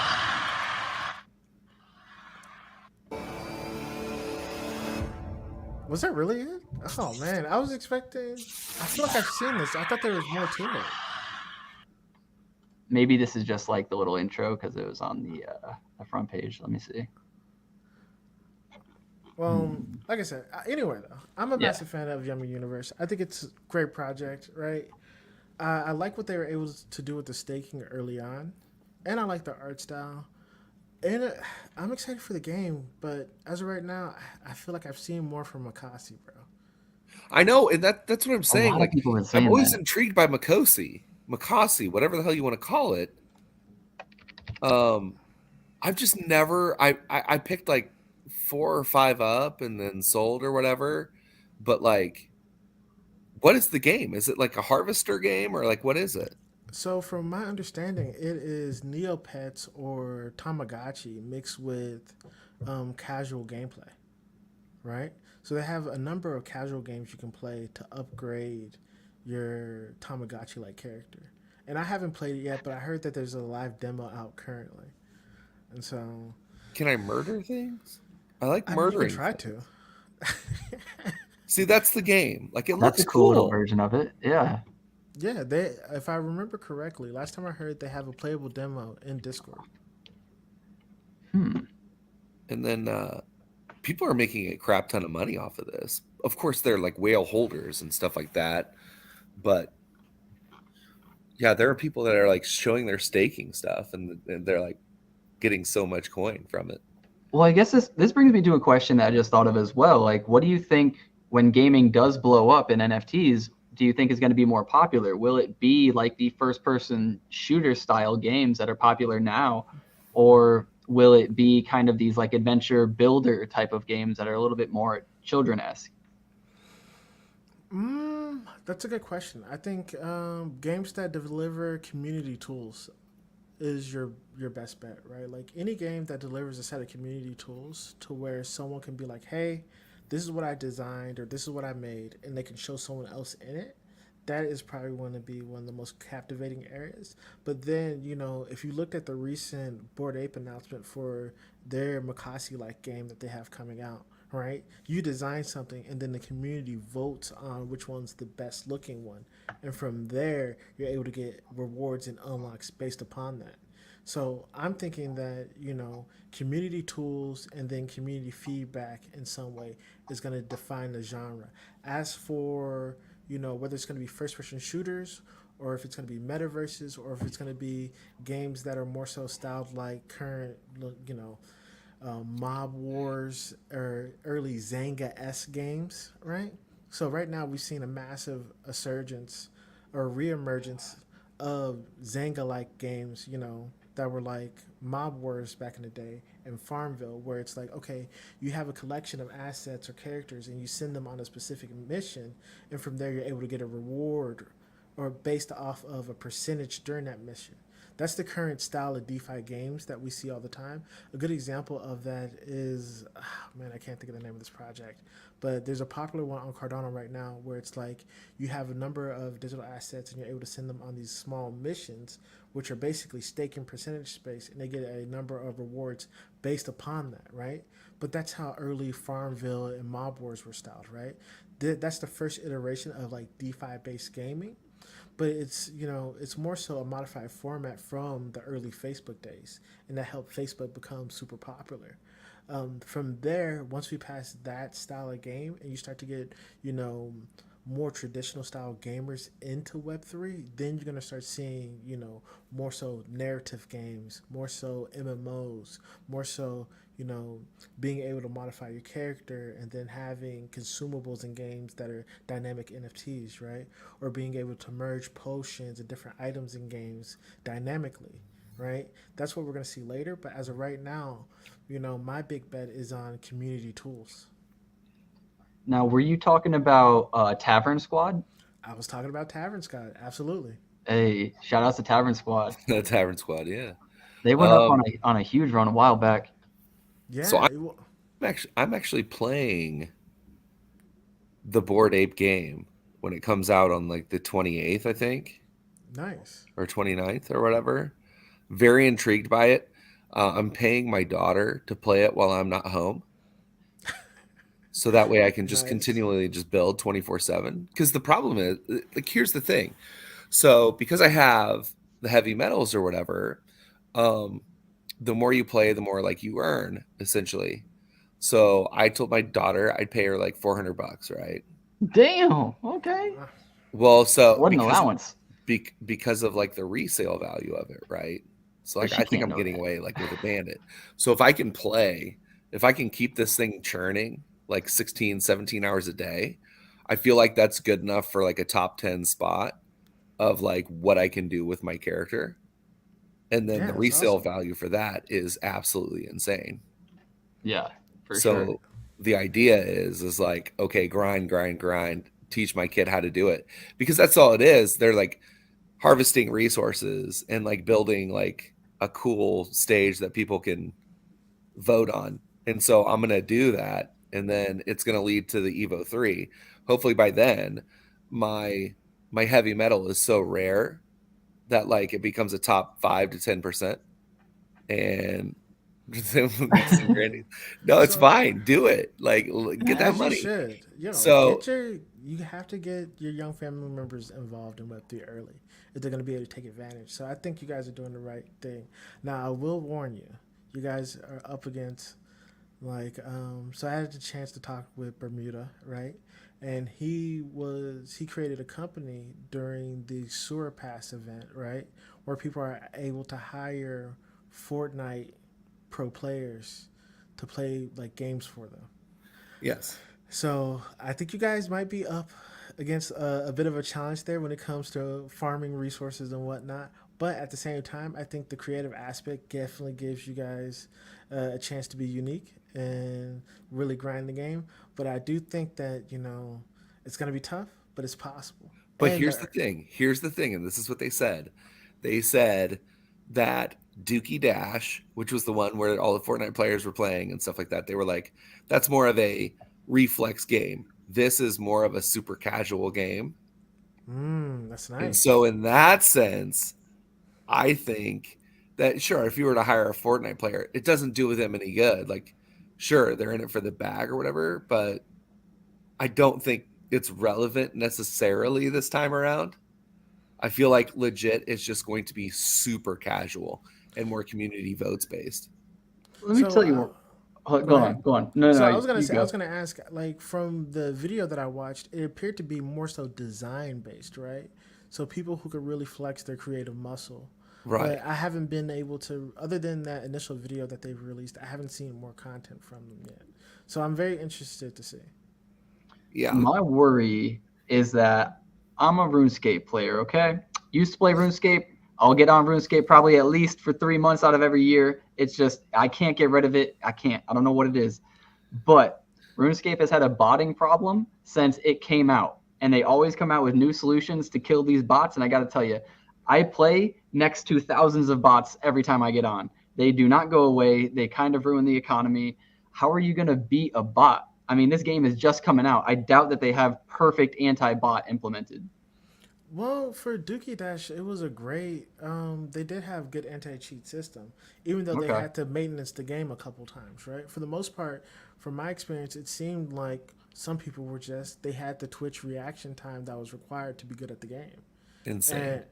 and I played Dookie Dash, and I was able to get I think like 150,000 points or 200,000 points like once, and I was like, Yeah, like struggling to get it, and Yeah. other people were like knocking out high scores left and right, and so yeah, I think if this new game is more so community based and it has like more so a design aspect where people can vote on it, there's one issue that I have is going to be popularity, right? But other than that, if you can make a dope design, right, then it's for casual gamers, that's a plus.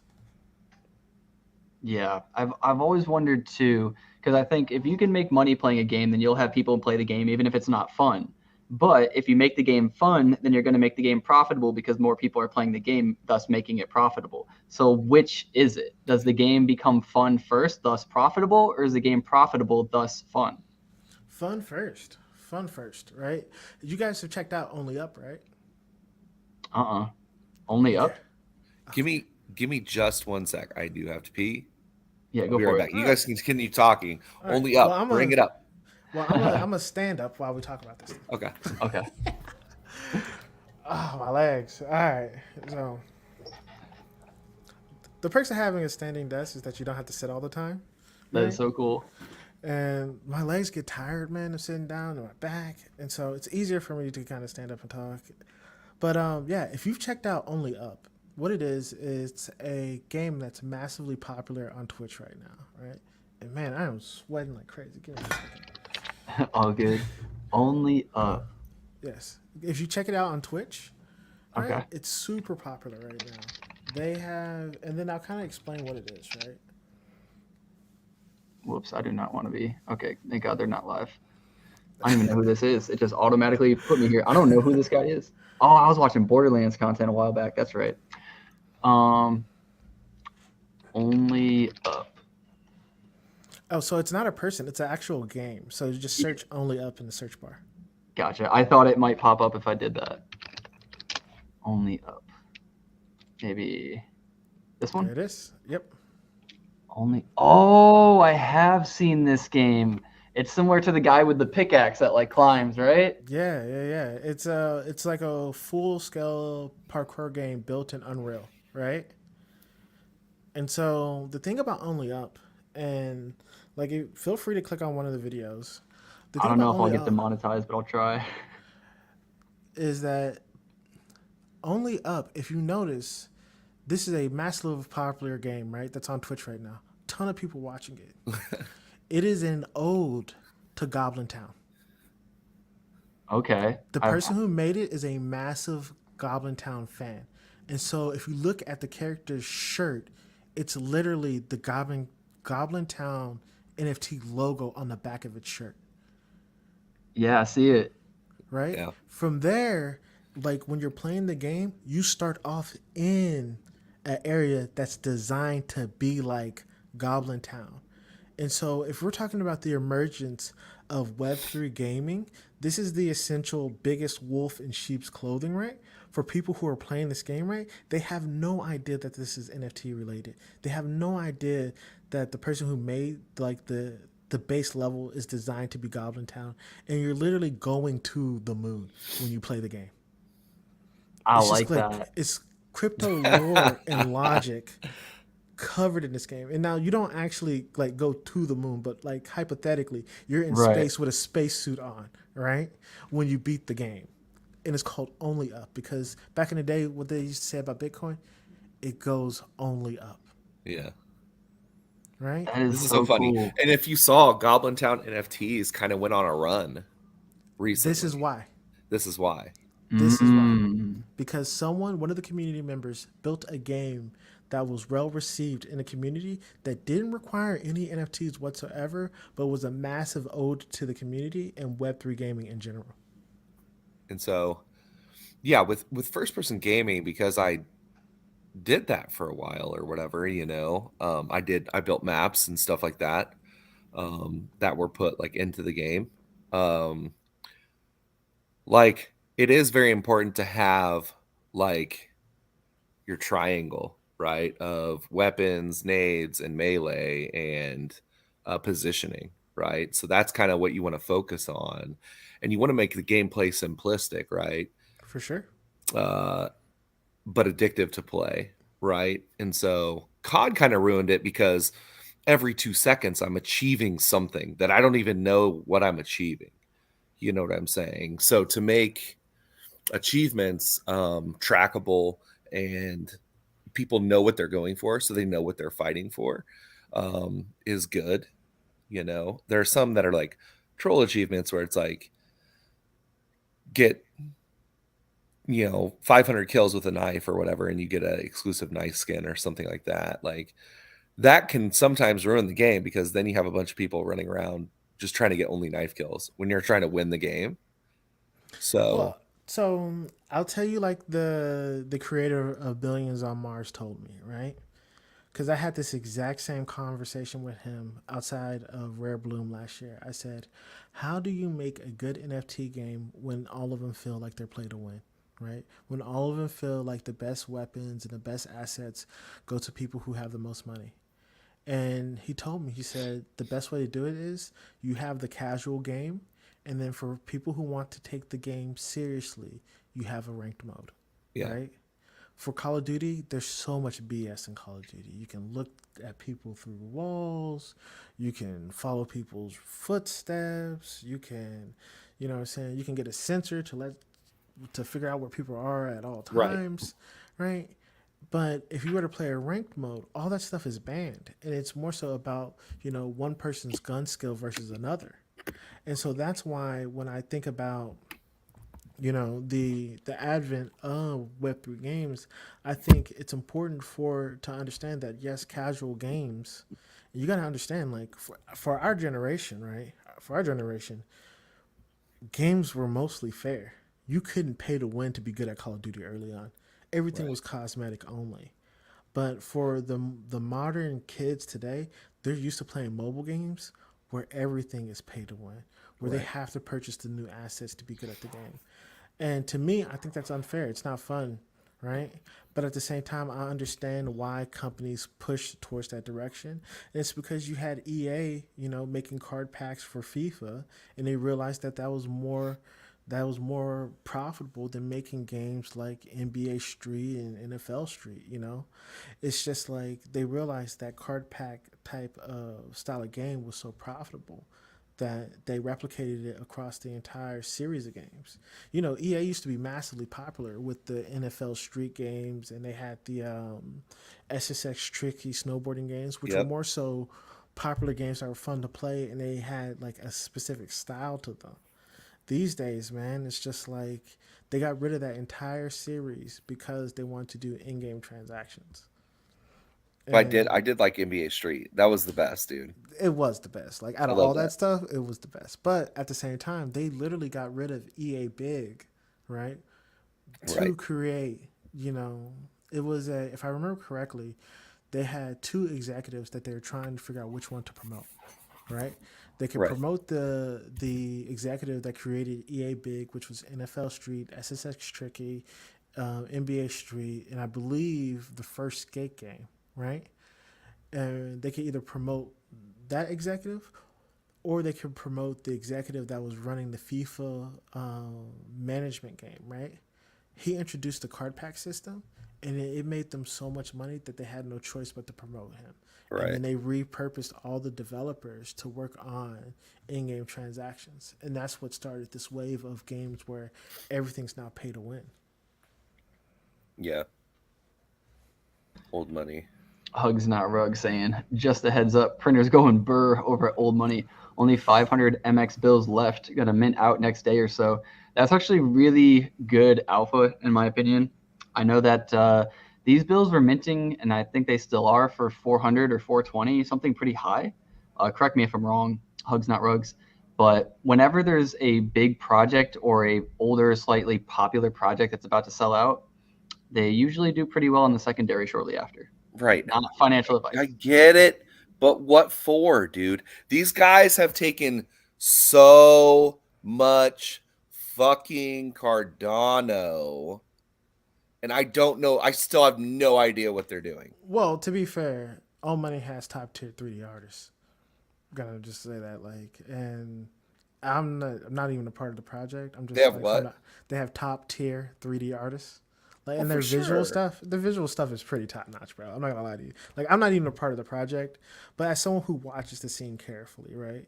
As a founder, you watch other people and see what they're building, and like their art style is definitely top notch. The way that they're able to make what, so it's a different type of gaming, right? I can't think of what this is called, but it's almost like immersive real life role play that they do, right? Where like they simulate it into real environments as well as like online environments, and the way they shape their lore with their 3D modeling capabilities and whatnot is dope. I watched some of their videos in the past. Now, like I said, I'm not a part of the project. I don't hold any of it, but in my opinion, a while back is one of the projects where I was like, yeah, I like the art and I like what they're doing in particular. I like the art. I don't know what it's for. With a lot of projects, I can understand that. There's a lot of projects out there. I get that, right? And unfortunately for me, like I sometimes I fall victim to memes and stuff, but I'm a gamer at heart. So Yeah. in the majority of the stuff I'm gonna purchase is gonna be gaming related or Right. utility based, and that's just me personally. I feel like there's a million different ways to be successful in Web3. If it's for the art, then it's for the art, and if people like it, then there's nothing wrong with it, in my opinion. Like me, I'm gonna be honest. The next project that I'm minting is the Mulga Kongs. Just because, number one, I like the art. It's super unique. You know what I mean? But then on top of that, I mean, well, I minted your shit today, right? So there, Yeah, that's I a win, appreciate it. baby. Let's go. So, Yeah. Whoa, I have not seen these. okay, so this guy's an Australian artist, and so I actually dove into the project a little bit, and he's like a huge artist in Australia, Oh, so it's like Ore, but Australia. right? And even more so, like public. He Nick, show him the pictures that I sent you through Let me like get it DM or all open. whatever.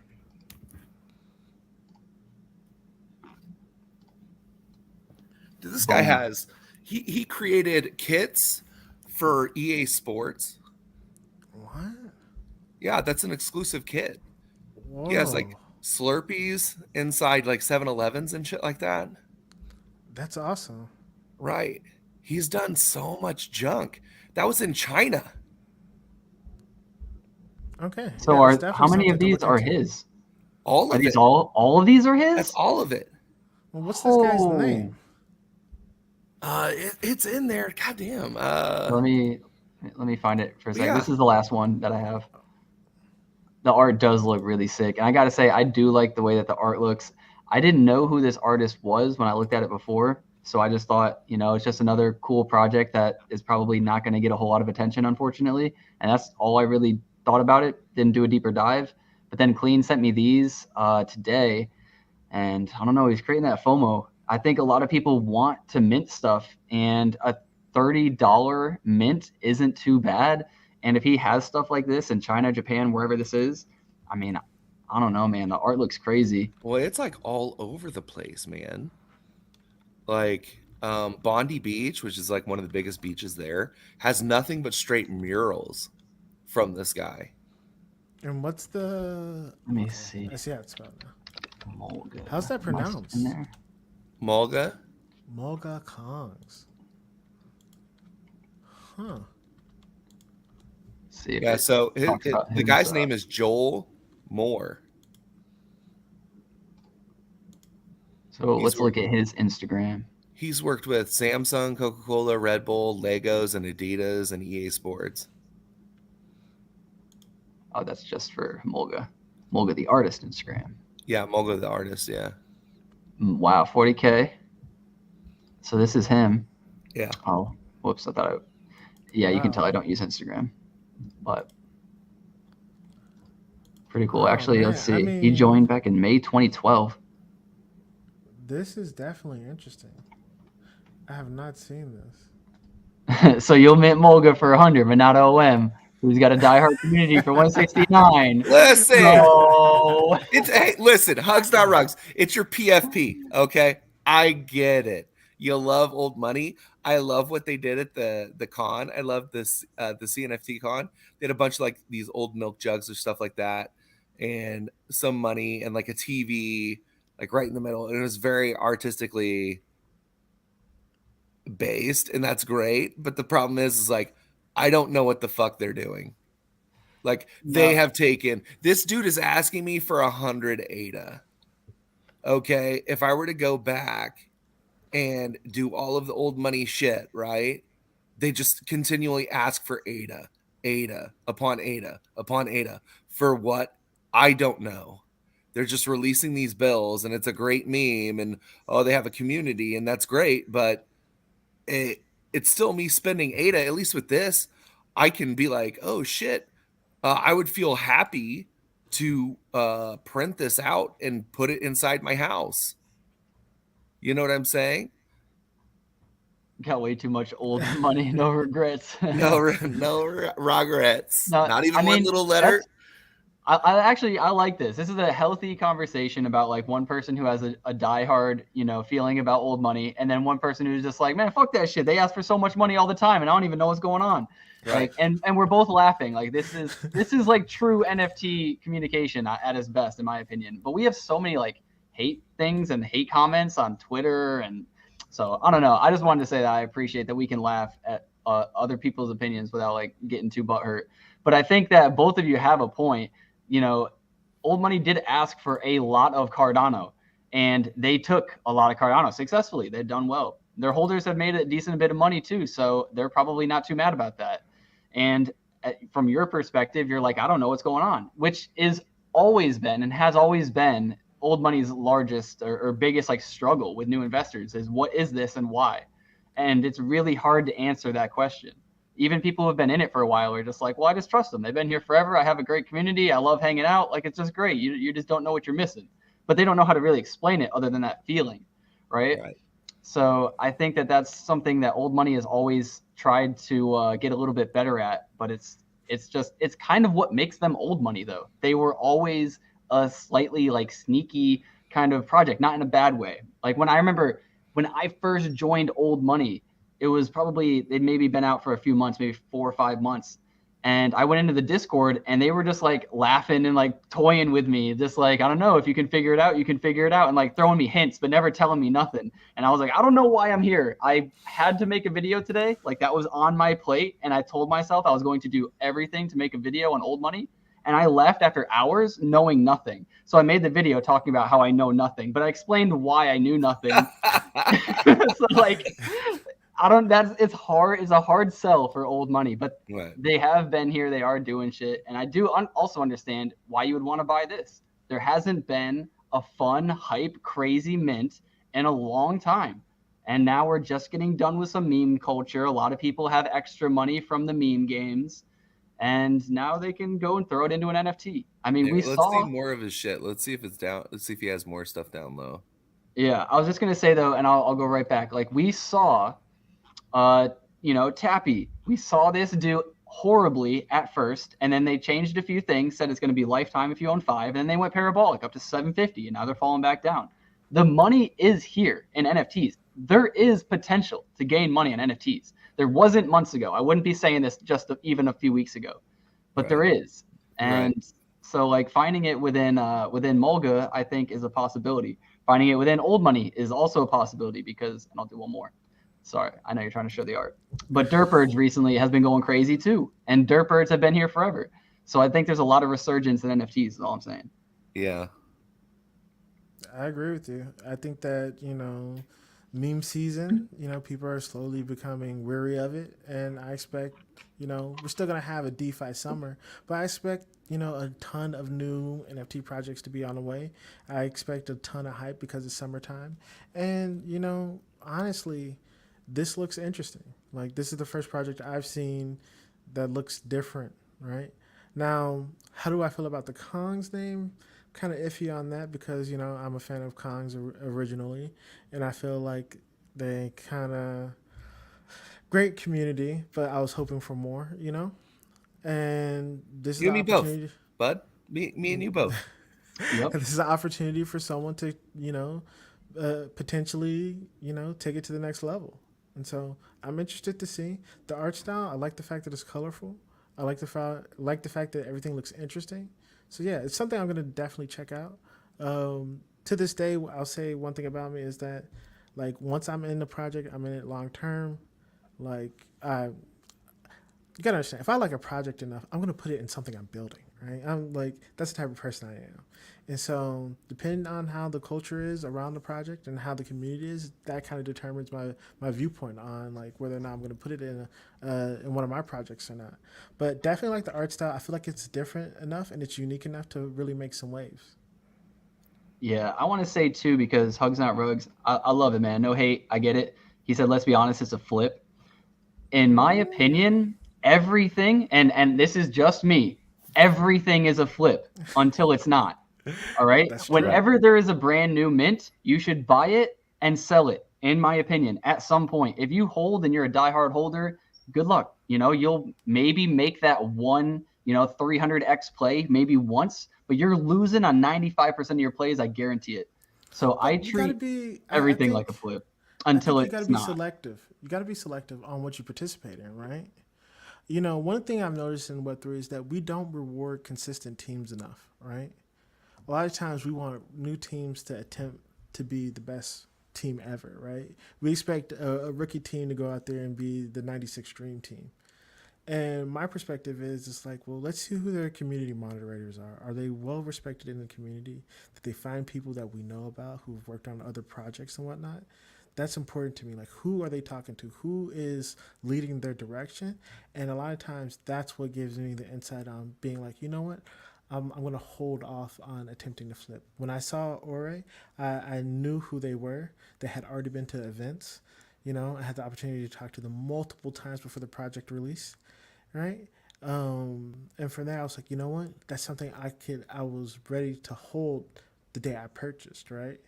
Because I felt like it was one of those projects.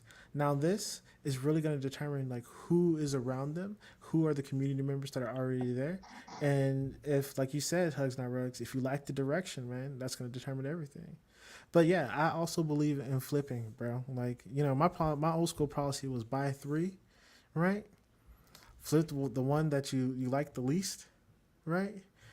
If you have to flip two, you flip two to get your whatever you spent back out of it, and one to hold for the long term. So Yep. Yep. Yeah. I mean, that is the strategy, right? Buy three, because it's not like these meme coins where you can buy, like, oh, I got 100 ADA, I'm throwing in 100 ADA. It's like, well, this NFT could be worth 400, So it's just like, well, I just can't play then. Or you can only throw in 400 at a time, or then 500 at a time. But then good luck trying to sell it. So yeah, you either got to mint, like if you're gonna mint something to flip it, I feel like you got to do at least threes, right, or more. For like But 100 ADA, I mean, yeah. that's fine. Right. And yeah, we have to remember too, like I have to personally remember, this is just something I have to remind myself. Like when I got in, Cardano was $1.50, so 300 ADA, I was like, Jesus, like why would I spend that? Are you kidding me? Right. But nowadays, time, bro, for sure. and they try to tell me nowadays, like, oh, it's just 100 ADA. And I'm just like, damn, just 100 ADA? Like, I know it's going back up. Like, I feel like as soon as I buy that 100 ADA NFT, like next week, ADA's 50 cents. And I'm just like, man, you knew it. You knew why you minted this price. Man. Yeah. You know what? I'll say something about that. One of my big fears is missing out on the next bull run by not being prepared, right? And I'm okay with purchasing NFTs and purchasing meme coins because I view them as like leverage on the network, right? Typically, if the network asset goes up, other assets on the network are going to end up going up as well. So I have no problem with purchasing stuff on the network, but my issue is like I have to cut out all my other expenses so that I can make sure that I can participate in the network as much as possible now, and you don't want to be the guy who shows up when everyone's like, the bull run is here, right? You want to be the guy that shows up when people are like, did the bear market end? Right? It's like, is the bear market over? That's when you want to show up, right? Because no one's going to say it's the bull run until you reach price appreciation again, right? When you reach price appreciation again, it's too late, right? That's when you see a 60K Bitcoin, everyone and their mom's gonna be like, oh, we need to buy Bitcoin right now. But realistically, now's the time. Now's the time to buy Cardano when you know it's 25 cents, right? When you know it's like, okay, the real bag is made in that price appreciation when it goes back to the last levels that it was, right? If it were to go back to like 2017 high, that's a dollar, dollar 30, dollar 50. That's a massive win, right? Let alone 2020 or 2021, the $3, right? That is major. So that's why I'm like, you don't want to be the guy that's like, let me wait until the bull market is here. The bear market is where champions are built and made. Right. And it's funny that literally this morning Cardano or Bitcoin was at like 28K and now it's sitting at 30,000. It peaked at almost 31,000 today. It goes up way quicker than we think. We have to wait and be patient a long time through this bear market, and we get hurt and it's boring. But when it starts going, man. It So does, dude. like, It man, does. You know what? I tell you a story from 20. I think it was like 2020, right? I um I was like, the Shelly hard fork just happened, and the actual stake pools had actually went live on Cardano, and I'm like, bro, I'm working multiple jobs to just be like, I gotta buy as much ADA as I can. I don't know, like I feel like the bear market is over. I feel like the bull run's about to happen. It is at 17 cents. The halving just passed. It's like 2 or 3 months after the halving, and I'm like, if I don't get my hands on enough crypto, I'm gonna be sick, right? I'm calling family members. I was like, bro, you just gotta trust me. Like I risked it all, bro. Right? I remember one of my family members. I was like, bro, I gotta talk to you. I was like, you gotta let me hold 3. He's like, if it goes up, are you gonna be able to give it back to me? I was like, if it goes up, I'm gonna give you a percentage. If it doesn't go up, I'm still gonna pay you back. You just gotta let me hold it, bro. And so then, right, within 3 months, it went from 17 cents to 96 cents from basically September to December, right? And that's 4 months, right? And I'm just like, the the fact that I waited from 2018 to 2020, right, which is 2 years time, but majority of the jump happened in 4 or 5 months, it means that if you're not participating in the bear market, you miss the initial portion, the first half of the bull market anyway, right? So yeah, I'm participating on a network right now. I'm interested in participating in as many the quality NFT projects as possible. People that are building, of course, projects that look interesting and have hype. I'm not afraid to flip or anything like that either. But I'm making sure that I'm building, my bag on Cardano, whether it's NFTs, meme coins, even DeFi assets. I'm going for all the dexes right now. I know people don't like NFT Maker. I'm going for NFT Maker. I feel like that's a long term project with long term utility. Tap tools, I feel like, whereas right now it slightly blew up. But imagine the middle of the bull run and everyone's using tap tools, what that's going to look like. You see what I'm saying? And so that's why I'm like, now is the time more than any other. and people love DeFi mainly for the reasons that we spoke on. Like you can buy as much of it as you want. Essentially, if you want to look at it, it's like fractionalized shares. Like you could buy, Mulga Kong for 100 ADA, or you could buy, Mulga token and buy 50 ADA's worth of it, if there was such a token. And so that's how you can kind of get into the ecosystems too without having to put up necessarily like an NFT's worth of Cardano up front. You can put up whatever. And same thing when you want to get out. You can sell this second, well, it's Cardano. You can sell like this 5 minutes, like Yeah. whenever you feel like it. Man, I can't wait until I can sell this second though, I'll tell you that. No, I think that's going to be great. Once we have enough liquidity on the dexes and whatnot, I think that we'll finally start to really get the appreciation and hopefully the respect from the wider crypto community. Honestly, I thought consensus was going to do it. I thought consensus was going to be like the aha moment for a lot of the Cardano haters, right? But it's like an ongoing theme for them, bro.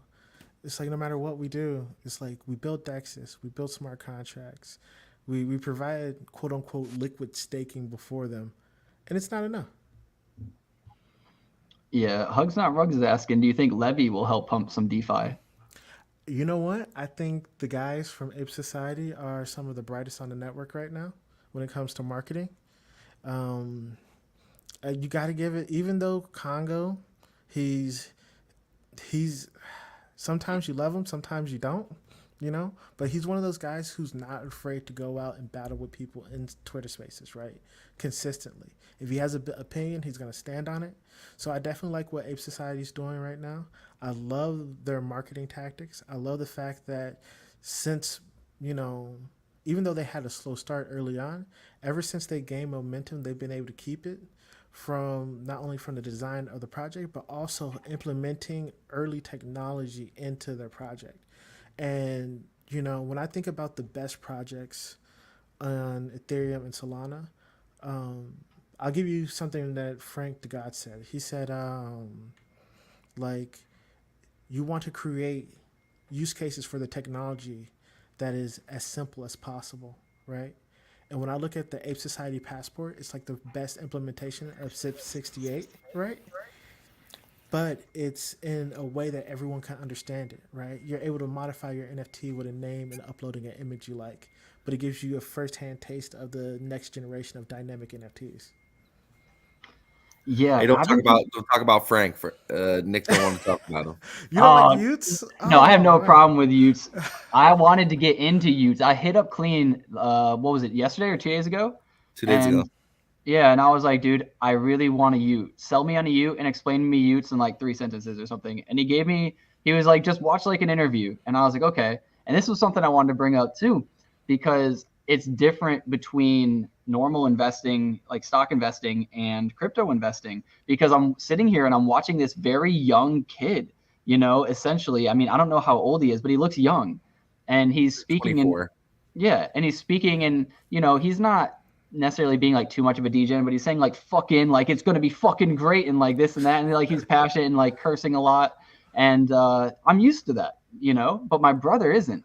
And I just got him into Cardano. He's been making some money with me on Bank, and he's been trying to get into Sneck. Like he's slowly starting to get into it. He has a passion for it, and I love that. But he saw this and he's like, why would I buy this? This guy's not professional at all. And I'm just like, like, I'm like, all right, do you remember when I had to explain to you meme coins, and I had to explain to you that it's all about hype, Bros. and that shit doesn't really fucking matter, like as long as there's hype and like these people are confident, like hype and confidence, like overconfidence. You remember when I told you that? He was like, yeah, it's not. And I was like, I'm telling you, it's not stocks. And I think that's something else too. It's really hard to like understand that people out here just like cursing and swearing and super young, not too like necessarily business savvy, you could say, or they are business savvy but not experienced. It's hard for traditional investors to see that and be like, yeah, that's my guy. So the thing with Frank is this: is that you have the rare mix of charisma and fearlessness in a founder, right? Um, He just I, does shit different, dude. like he and I remember it was is it Anthony, I can't think of this guy's name, who was saying that with Frank, he would message him daily on Twitter. Like Frank was going around early on before Frank like Bros shoe drink. Yeah, that's true. before D guys, right? That's what I was laughing at earlier when I first saw that Yeah, tweet. that's Before D true. I guys. don't care. I'll fucking bro. I'll do a shoey all day. I got Frank to follow me. That was like the pinnacle of Web3 for me. I Real, got a bro, follow from Frank, and I was like, "That's it. I don't I'm know. set.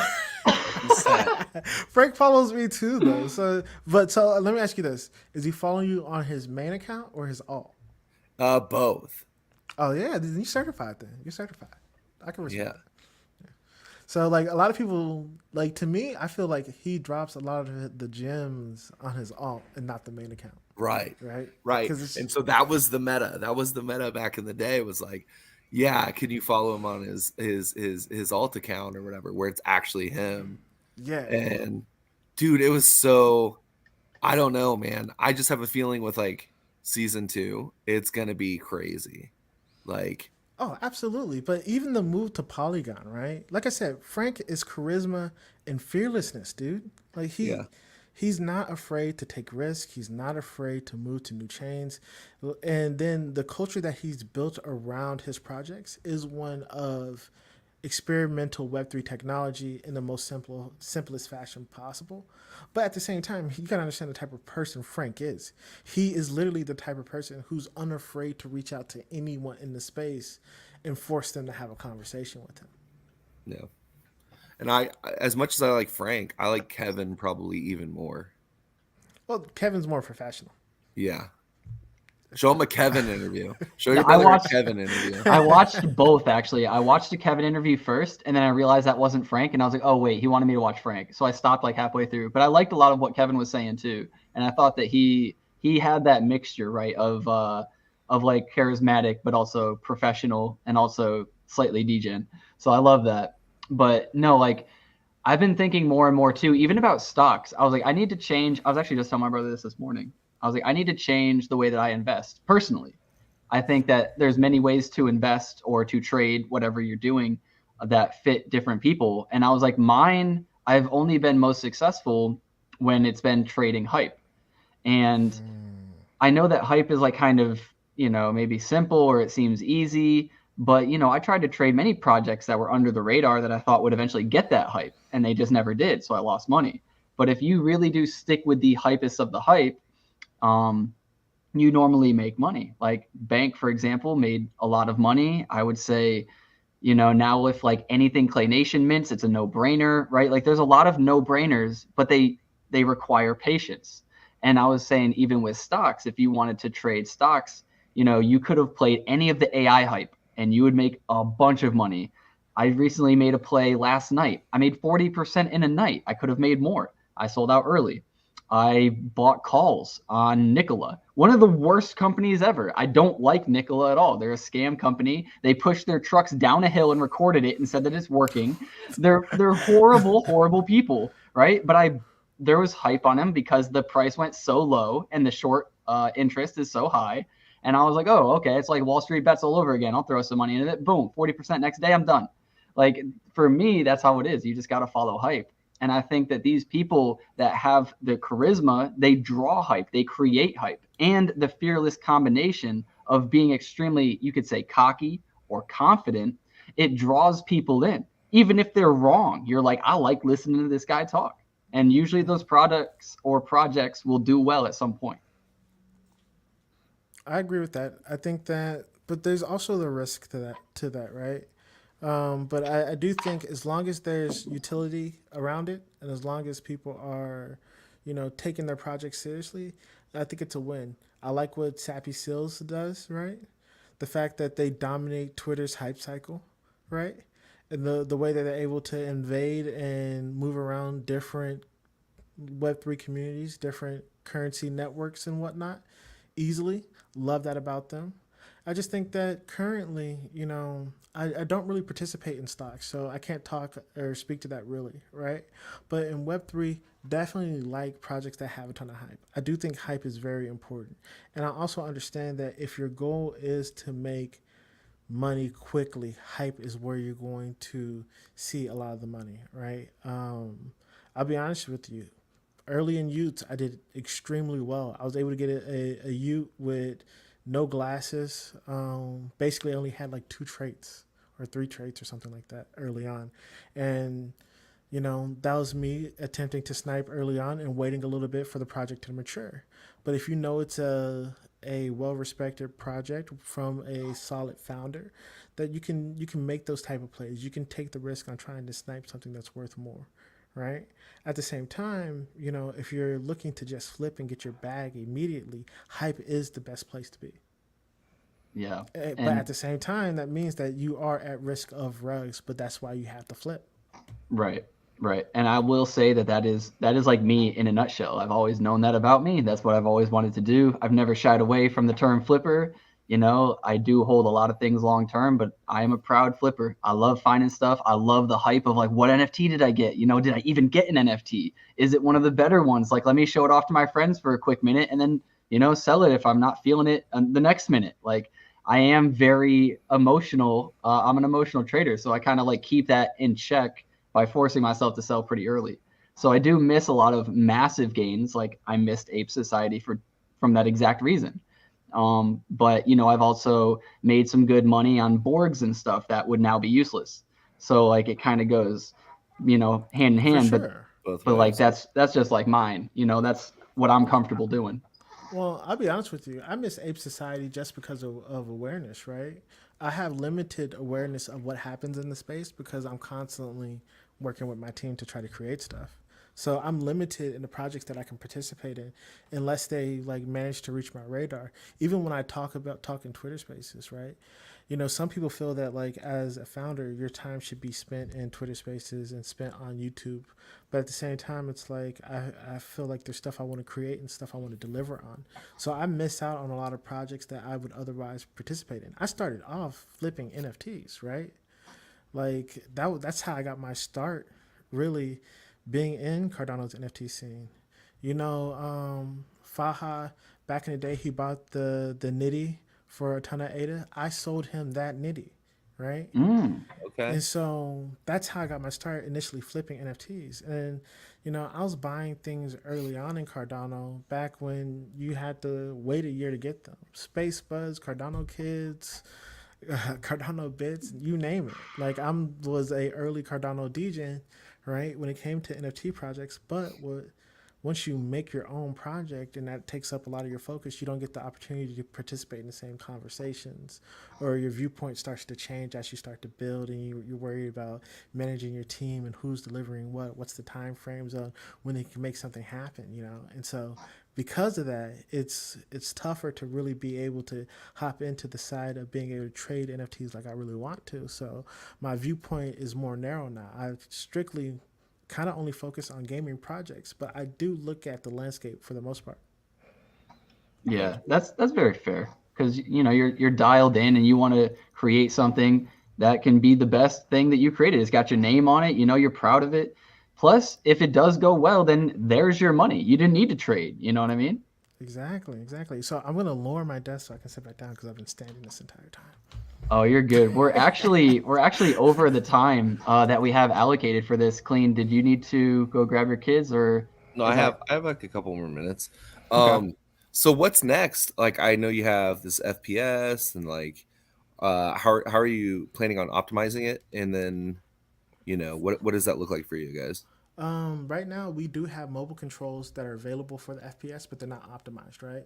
So the first thing that we're doing is making sure that the mobile experience is good first, right? Making sure people can play against people who are on desktop and mobile phones. From there, it's about getting it on major websites like addictinggames.com, poke.com. With that said, the reason that we're switching from just the Web 3. Web 3 only to a Web 2.5 system is so that we can be on those websites. You know, we sent in applications to be on Poke and addictinggames.com, and they made a number of requests for what we need to change to be on those style websites, from the logo being in the intro, from how advertisements are going to be used on the game itself, to how people are going to like access the items in game, right?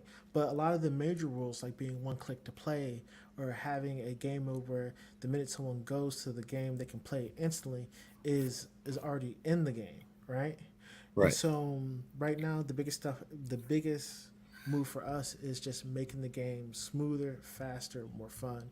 After we conquer that, the goal is to, you know, we can go back and, you know, make better maps. We can go back and make better 3D art because the core mechanics are there. That doesn't change. The game already works. We can upgrade it at any point in time. But in my perspective, for that, it's going to depend on community support.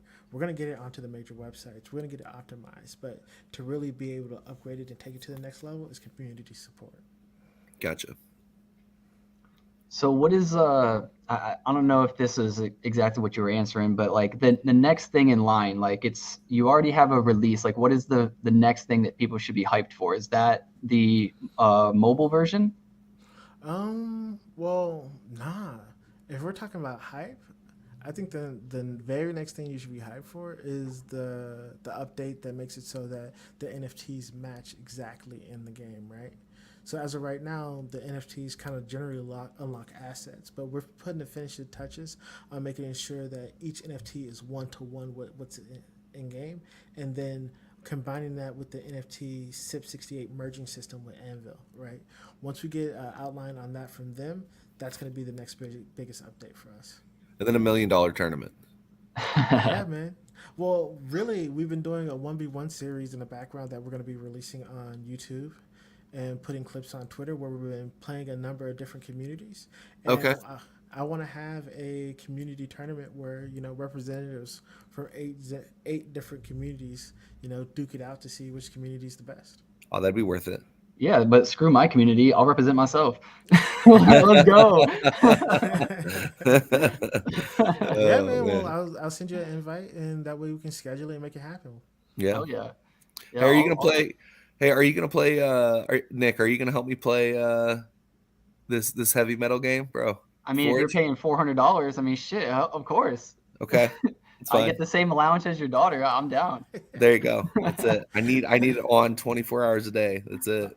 I got you. I'll record some of it too. I'll make content out of it. It'll be a whole thing. Yep. Hey, that's the move, man. With the game only up and the way that you're starting to see more and more gaming based Web3 content and actual like games and utility, I really feel like Web3 gaming is the next forefront, right? This is the opportunity to be early. Yep. Yeah, I'm sure all sorts of people are going to be recording it, but I'm going to be the best, so that's all that matters, Yeah. Well, I appreciate you coming on, man. I'm not trying to like rush you off or nothing, but I know that we definitely went over time. Is there anything that you wanted to say to, the people watching? Is there anything that's coming out that maybe we didn't cover? Anything like that? Not particularly, man. I try to cover everything. One thing I will say is that like if you like Chaos Factions and you like Worlds Within and you like a team that's going to continuously deliver, utility and gaming based experiences, this is the project for you. Now, like I said, I can't guarantee that there's ever going to be a ton of hype or anything like that, but what I can guarantee is that like for what our assets cost, we're definitely going to build something unique every time. Cool.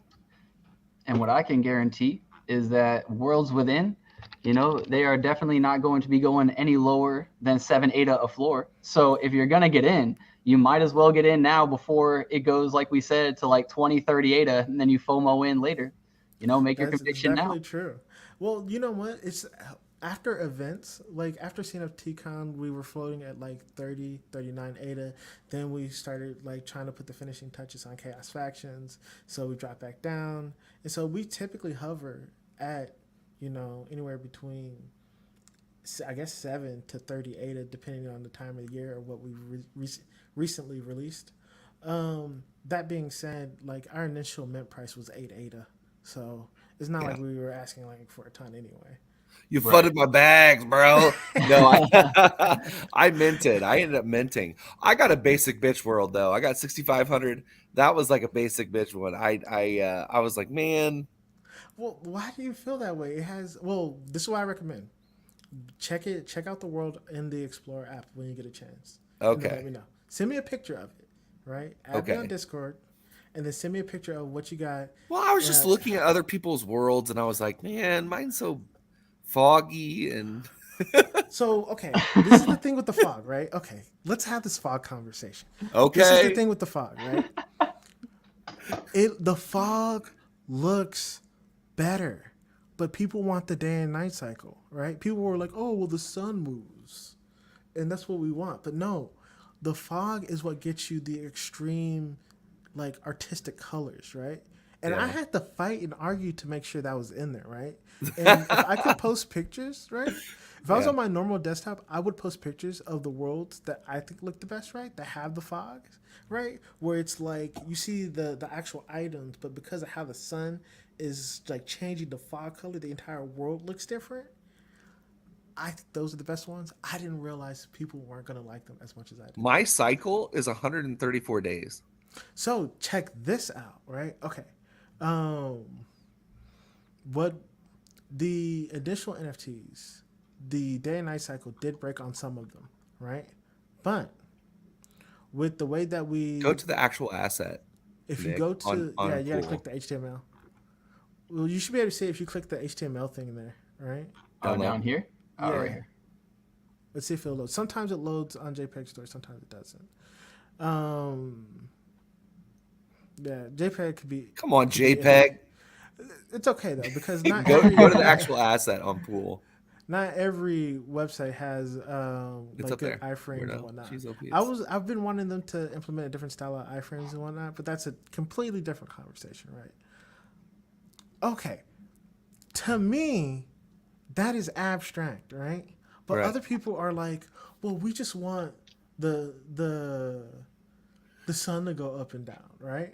But to me, I feel like this is a more extreme look in comparison to the other worlds. So I had to argue with the team to get these style of worlds in the actual project.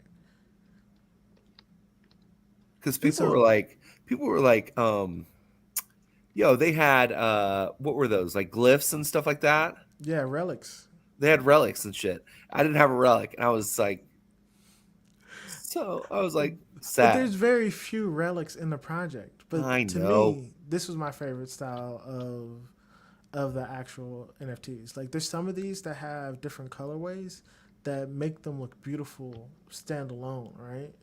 And Yeah. like when we would do like our world showcase where people would post art or pictures that they were taking in the project, right? Those were the ones that I liked the most personally. But I understand why some people didn't like the fog. You gotta understand. I heard about the fog from everyone, bro. Like my parents didn't like I didn't it. mean to bring. Like my I didn't mean friends to bring didn't up any like it. I was PTSD. like, I'm yo, just but saying. to me, those the best ones. Like there are pictures of some of the fog worlds in Discord, right? That just look insane. Yeah. But that's just me and like my whole artistic thing, right? Is that a heart? Because That's what I'm a lot- seeing, right? but that's what I'm saying. But that's I don't mind the People- fog. I think what would be cool is, are there other colors? Like, is it always Yes. a white background, yeah. or would it be like Yeah, a it's- blue? it's different colors each time, dude. Okay, yeah, then I think the fog's fine. You just happen to get like a very bright one where your background's like really bright with the fog. And Hey, what's look cool at about mine. this- Look, see if you can look at 6,500. Oh, this isn't yours. That's right. No. 6,500. Also, if you view it on the website, it's gonna have the correct day and night cycle. But your day and night cycle is way too long as it is. Mine's 134. I was like, holy crap. It's 6,500. You said. Yep, 6,500. That's it.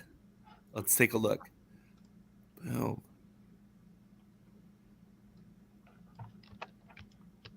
Your day and night cycle's too long. That's what it is. This is pretty cool though. I like that. This one seems to move a little faster too. It looks like there's like Monuments maybe and stuff. So maybe less loading in. I think it's because there's more assets, but they're smaller Yeah, less to load. for sure. But this moves a lot smoother than the other one. A little faster pace, a little sharper movements. Yeah. So Oh, it's 138 minutes. I'm sorry. your day and night cycle is going to determine the look of it, right? So what happens is with the day and night cycle, typically it's going to change the color of the fog and make it brighter or darker depending on where the sun is in the cycle. Whew. About to stare at the sun. Right up there. I'll play with it in VR, bro. I Yeah, love VR. Yeah, bro. Throw it onto like a Quest 2, Quest Pro, Yeah. whichever one you have. That's an awesome move. That's actually kind of like our motivation behind it. And you should have checked us out at CNFT Con where we were demoing like more abstract worlds that we had been designing, right? We're doing like with buildings and whatnot and specific designs that we were thinking about adding in. Yeah. So yeah. No, I like it. I just thought it was like flat. I was like, well, it's flat. Yeah, well, And I was looking for my relic, dude. That's what you get for not buying off a secondary and finding the one that you liked. I should That's have. what you get. God damn it. That's what you get. But now I They're can. cheap. I can find one with a relic though. Now. Yeah, they're Yeah. like $2. You know, you I got highly this. recommend the relics. Also, when you look at it in the World's Explorer, and you're seeing the outside of the world. Each one is designed based off of the metadata to show you what the world looks like from the exterior. Can And so we can we look at it from here?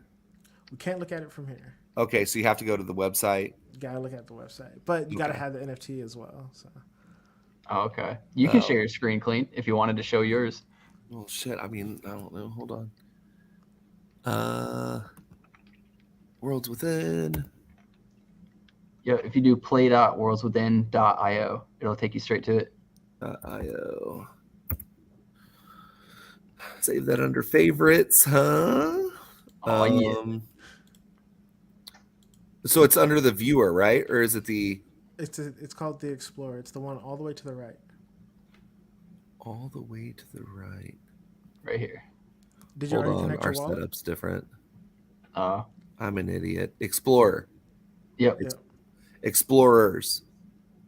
It's just Explorer. Explorer. Okay, hold on. Why is this? Hold on, let me. Viewer, first drop, explorers, new updates, team facts. So you got to go to play.worldswithin.io. Play. Yeah. Okay. Play.worldswithin.io. Yeah, we use subdomains for like all of our different areas of the application. So each portion of the application, even though this is like a directory, you can get to each one via their own subdomain. Is it coming up now? Yeah, it's loading. I'm gonna do. How do I do this? How do I share screen? Do you see share screen? Present. On the bottom, yeah. Okay. Share screen. Don't show this again. Don't do that. And I'm gonna go to. It's either like you select a screen or you select an application. There we go. Yeah. Boom. Okay, so I'm gonna connect my wallet, my Eternal. We also, I believe, we do transaction signing, so you might have to sign an empty transaction. That way, we can verify people don't cheat within our games. That's fine. Well connected. Hey. Okay. So I'm gonna explore. And then if you go to the right, explore. You want to click on the actual button. Okay. And do you have the? Oh, it's on my old. Shit, it's on my old wallet. Crap. I mean, I can here. Hold on. I just X'd out of it. All good. I can send one from one to the other. Hugs Not Rug says, I'll sweep the floor if Clean mints an old money bill. Yeah, but how much is the old money? 169. So you got to buy 169 worth. Yeah. Of that. It's only fair, right? It's only fair. ADA for ADA, right? Hold on. Let me send. I don't know if that's a sneaky tactic. I don't know if he's trying to pump both bags here. You know what I'm saying? Like, you help my old money, I'll help your worlds within. You know what I'm saying? Oh shit. So the desktop I'm on currently doesn't have like a wallet attached to it because this is like the desktop I use for like streams and game night and stuff. So I can't even show you what it looks like currently. You're keeping that wallet or that that computer like completely safe from any sort of scams. It's like, I'm going to connect to every wallet, you know, or I'm going to connect to every website. I don't have a wallet on here. Never been on here. I have a Nebula serum. Yeah, man, yeah. Okay, so I have, as you guys know, right? Like the more that you hang out with me, the more you realize that this is more of like an artistic adventure for me, right?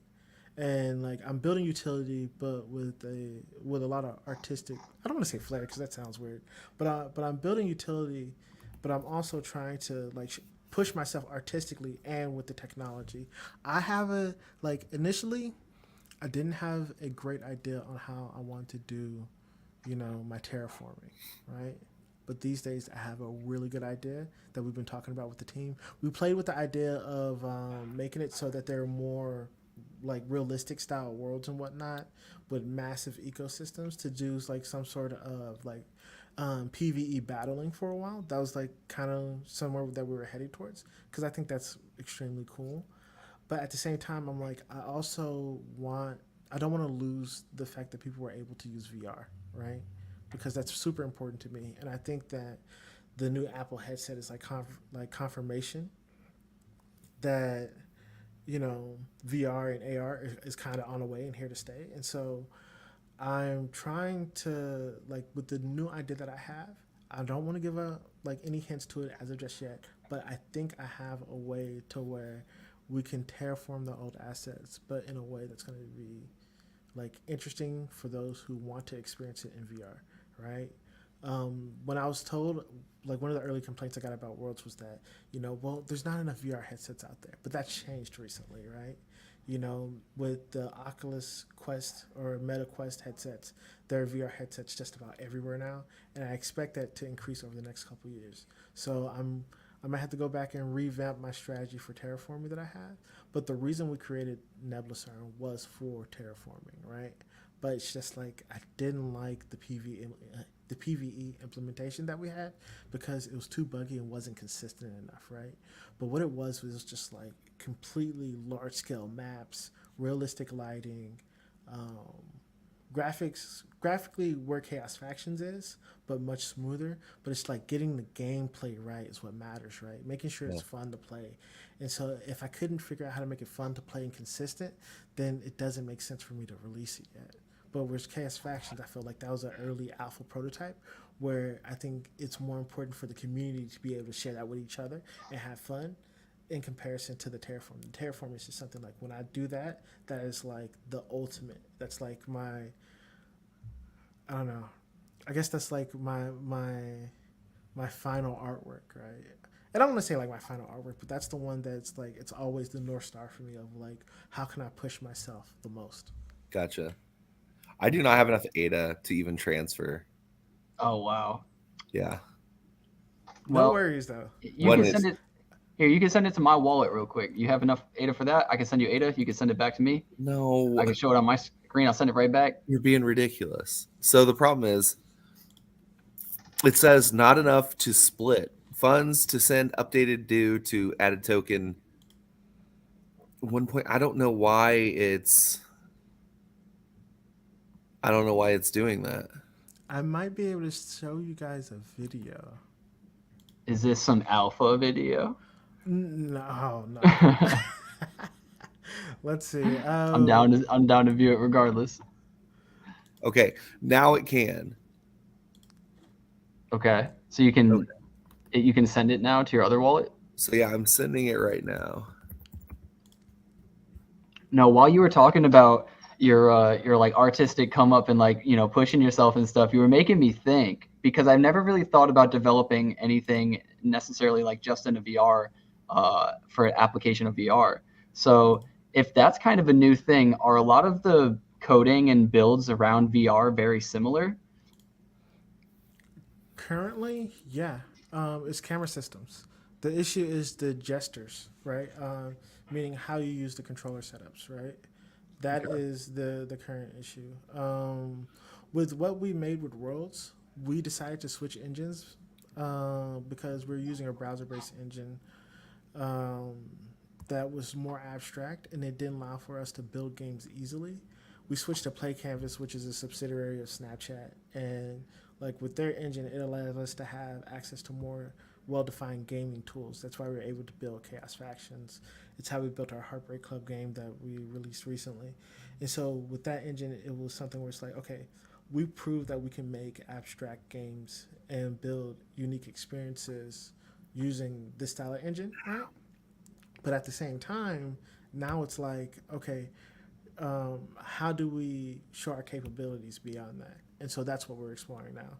But that's what we want. That's what I want to do with the terraforming. But first, I'm showing people Chaos Factions, hoping they enjoy it, looking to optimize it. But afterwards, like my long-term goal is building games, right? But I'm not gonna always build browser-based games. Eventually, I'm gonna move to the traditional style engines. For me, it's more so proving that I'm one of those guys that you can count on to actually deliver products consistently. I All gotcha. right, I got mine shared. Yeah, I'll let you show this. I just want to say the reason why I asked is because I feel like there's a lot of people building VR that it's not fully fleshed out just because it's either so new or whatever it may be. But I feel like a lot of these VR games have parts of the game that are amazing, and then other VR games miss out on that part but have a different part that's amazing. And I was thinking about like your worlds, and your worlds look really freaking cool. And there's this game, I don't even know what it's called, but you swing like from like a monkey from like tops. Like you kind of do that, and it's like a game of tag. You have to like run away from your homies like Yeah, it's Gorilla monkey. Tag. Is that what it's called? My kids play that like all the time. Two Yeah. girls, one cup. Who said two girls, one cup? Jesus Wait, Christ, what? Bugs. What? Two Wait, girls, hold one up. cup is what it's called. Look it up. See if Yeah, it's no, online. no, You- no, no, not looking that one up. Okay. I am okay. Y'all don't know this, but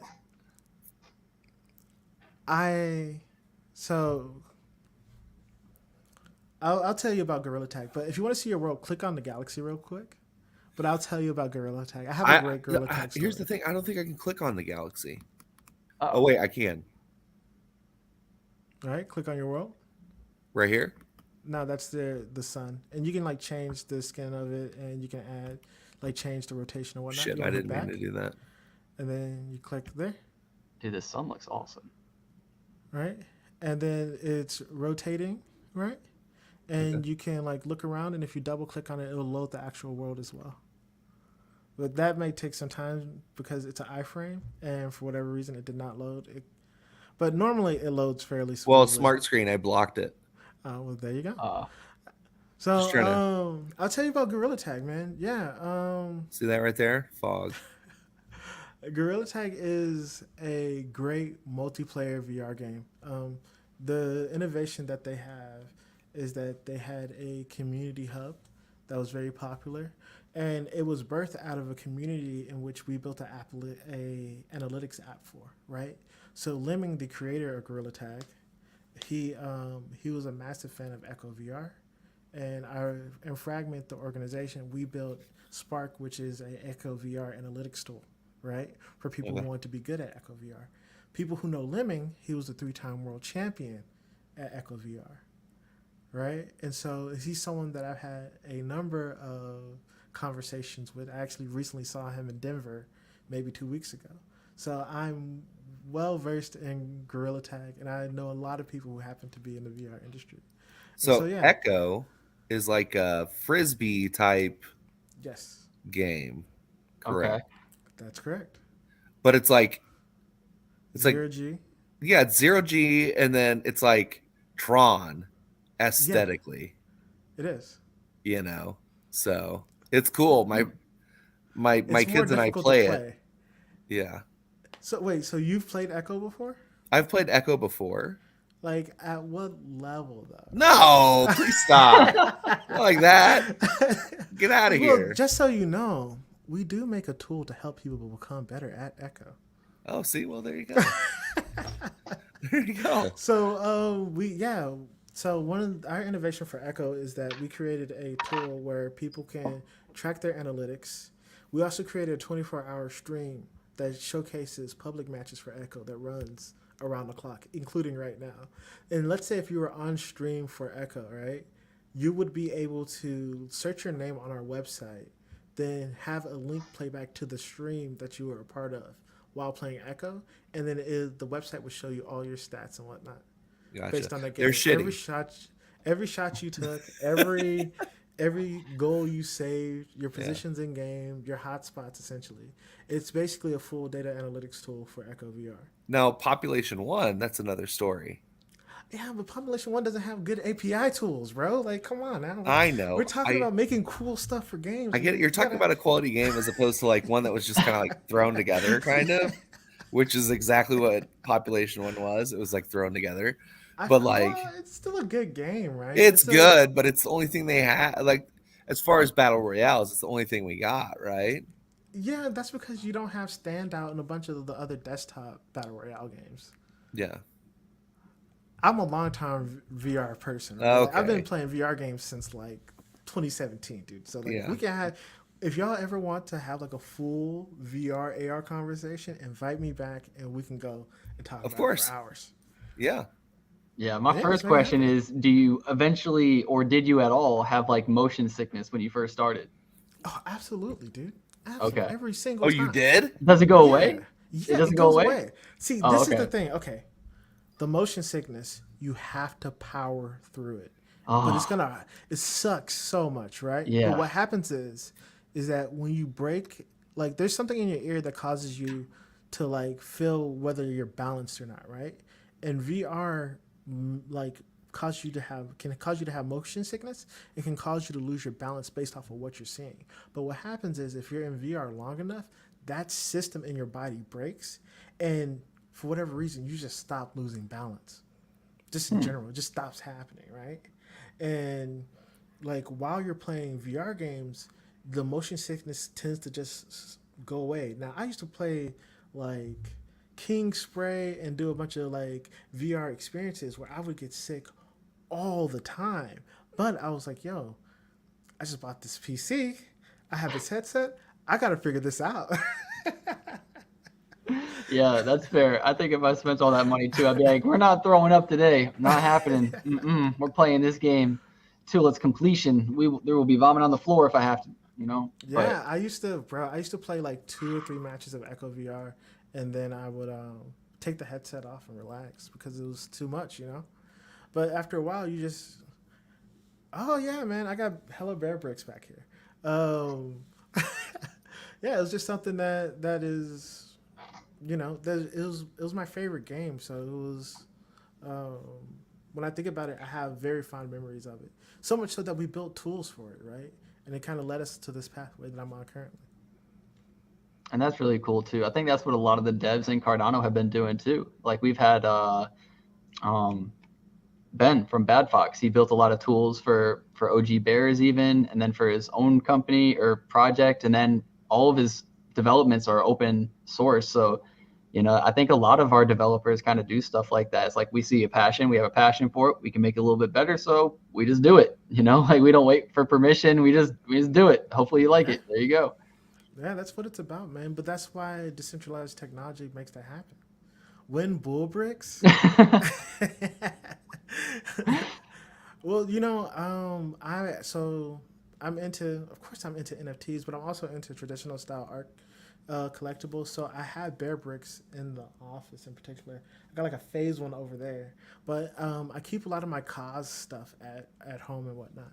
And so, something I do regularly is that, like pieces that I like from those artists, I'll get like I'll purchase them. It's the same as purchasing an NFT to me.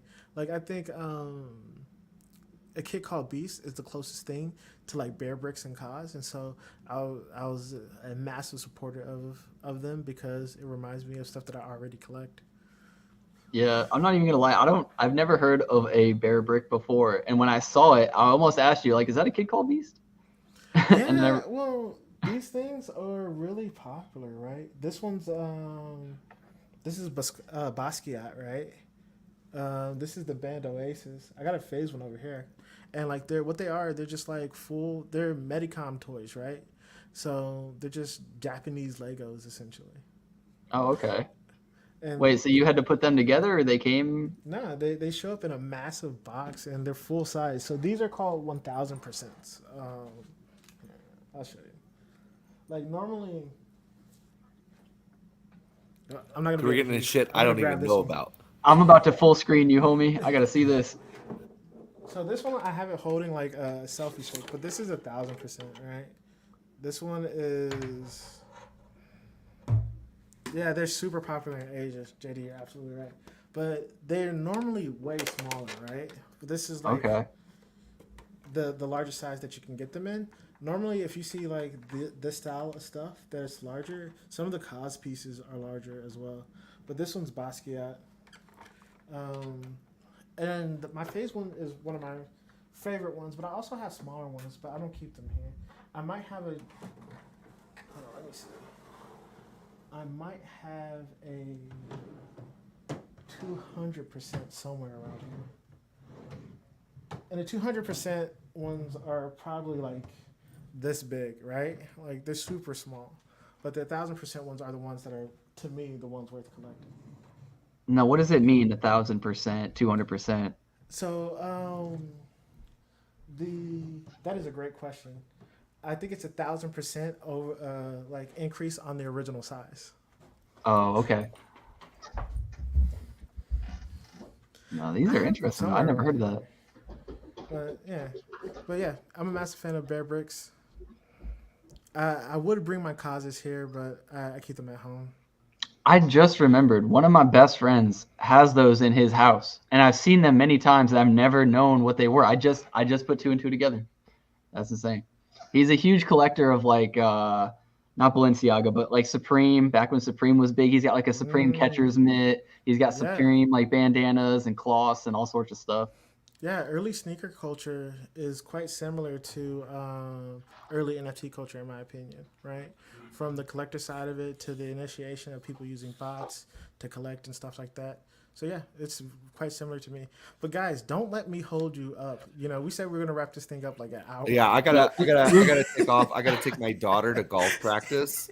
So No, you're good, man. yeah, You had to call it this time. I probably would have went another 3 hours or something, yeah. but no, I appreciate you, man. We normally try to keep it to 2 hours because I can do this forever, and it will eventually get stale. Like I know this of myself, so I appreciate you, man. Fair enough. Thank you so much for coming on. Once again, if Anytime. there's any like last shout outs, anything we missed, anybody you want to say, I love you too. You know, now's your time. Oh yeah, look, yo, massive shout out to you guys for having me on. Massive shout out to Hugs Not Rugs and JD for tuning in. Same with JL and anyone else that commented. I appreciate anyone that would take the time out to play and participate with Worlds Within or any of the other games that we make. And yo, if you ever want to play some Echo VR or if you want to use our application, let me know. Send me a message. You know, like. Yeah, if I want to I get my gotta get a, ass whooped in Echo VR, yeah, I send me gotta a get a message. headset. Now's the time, man. Right now, it's more affordably priced than the Apple headset that's going to be released. And if you want an early taste of the technology, that's the way to go. You can get a Quest 2, and for the Quest 3 is on the way, but Quest 2s are going back to their original price of $299, or you can cop the Quest 3 for $599. As you can tell, I'm into VR. That's how I kind of know the prices and whatnot. But yeah, be sure to check out the technology. Be sure to check out Worlds Within, one of the few VR ready NFTs. Yeah. 100%, man. I appreciate you. And anybody who wants to check out more of Worlds Within, go check out the description below. We got all their links there. And remember to get outside, see your friends, see your family. We're here to make more money so that we can spend more time with them. Until next time, guys. Peace. And we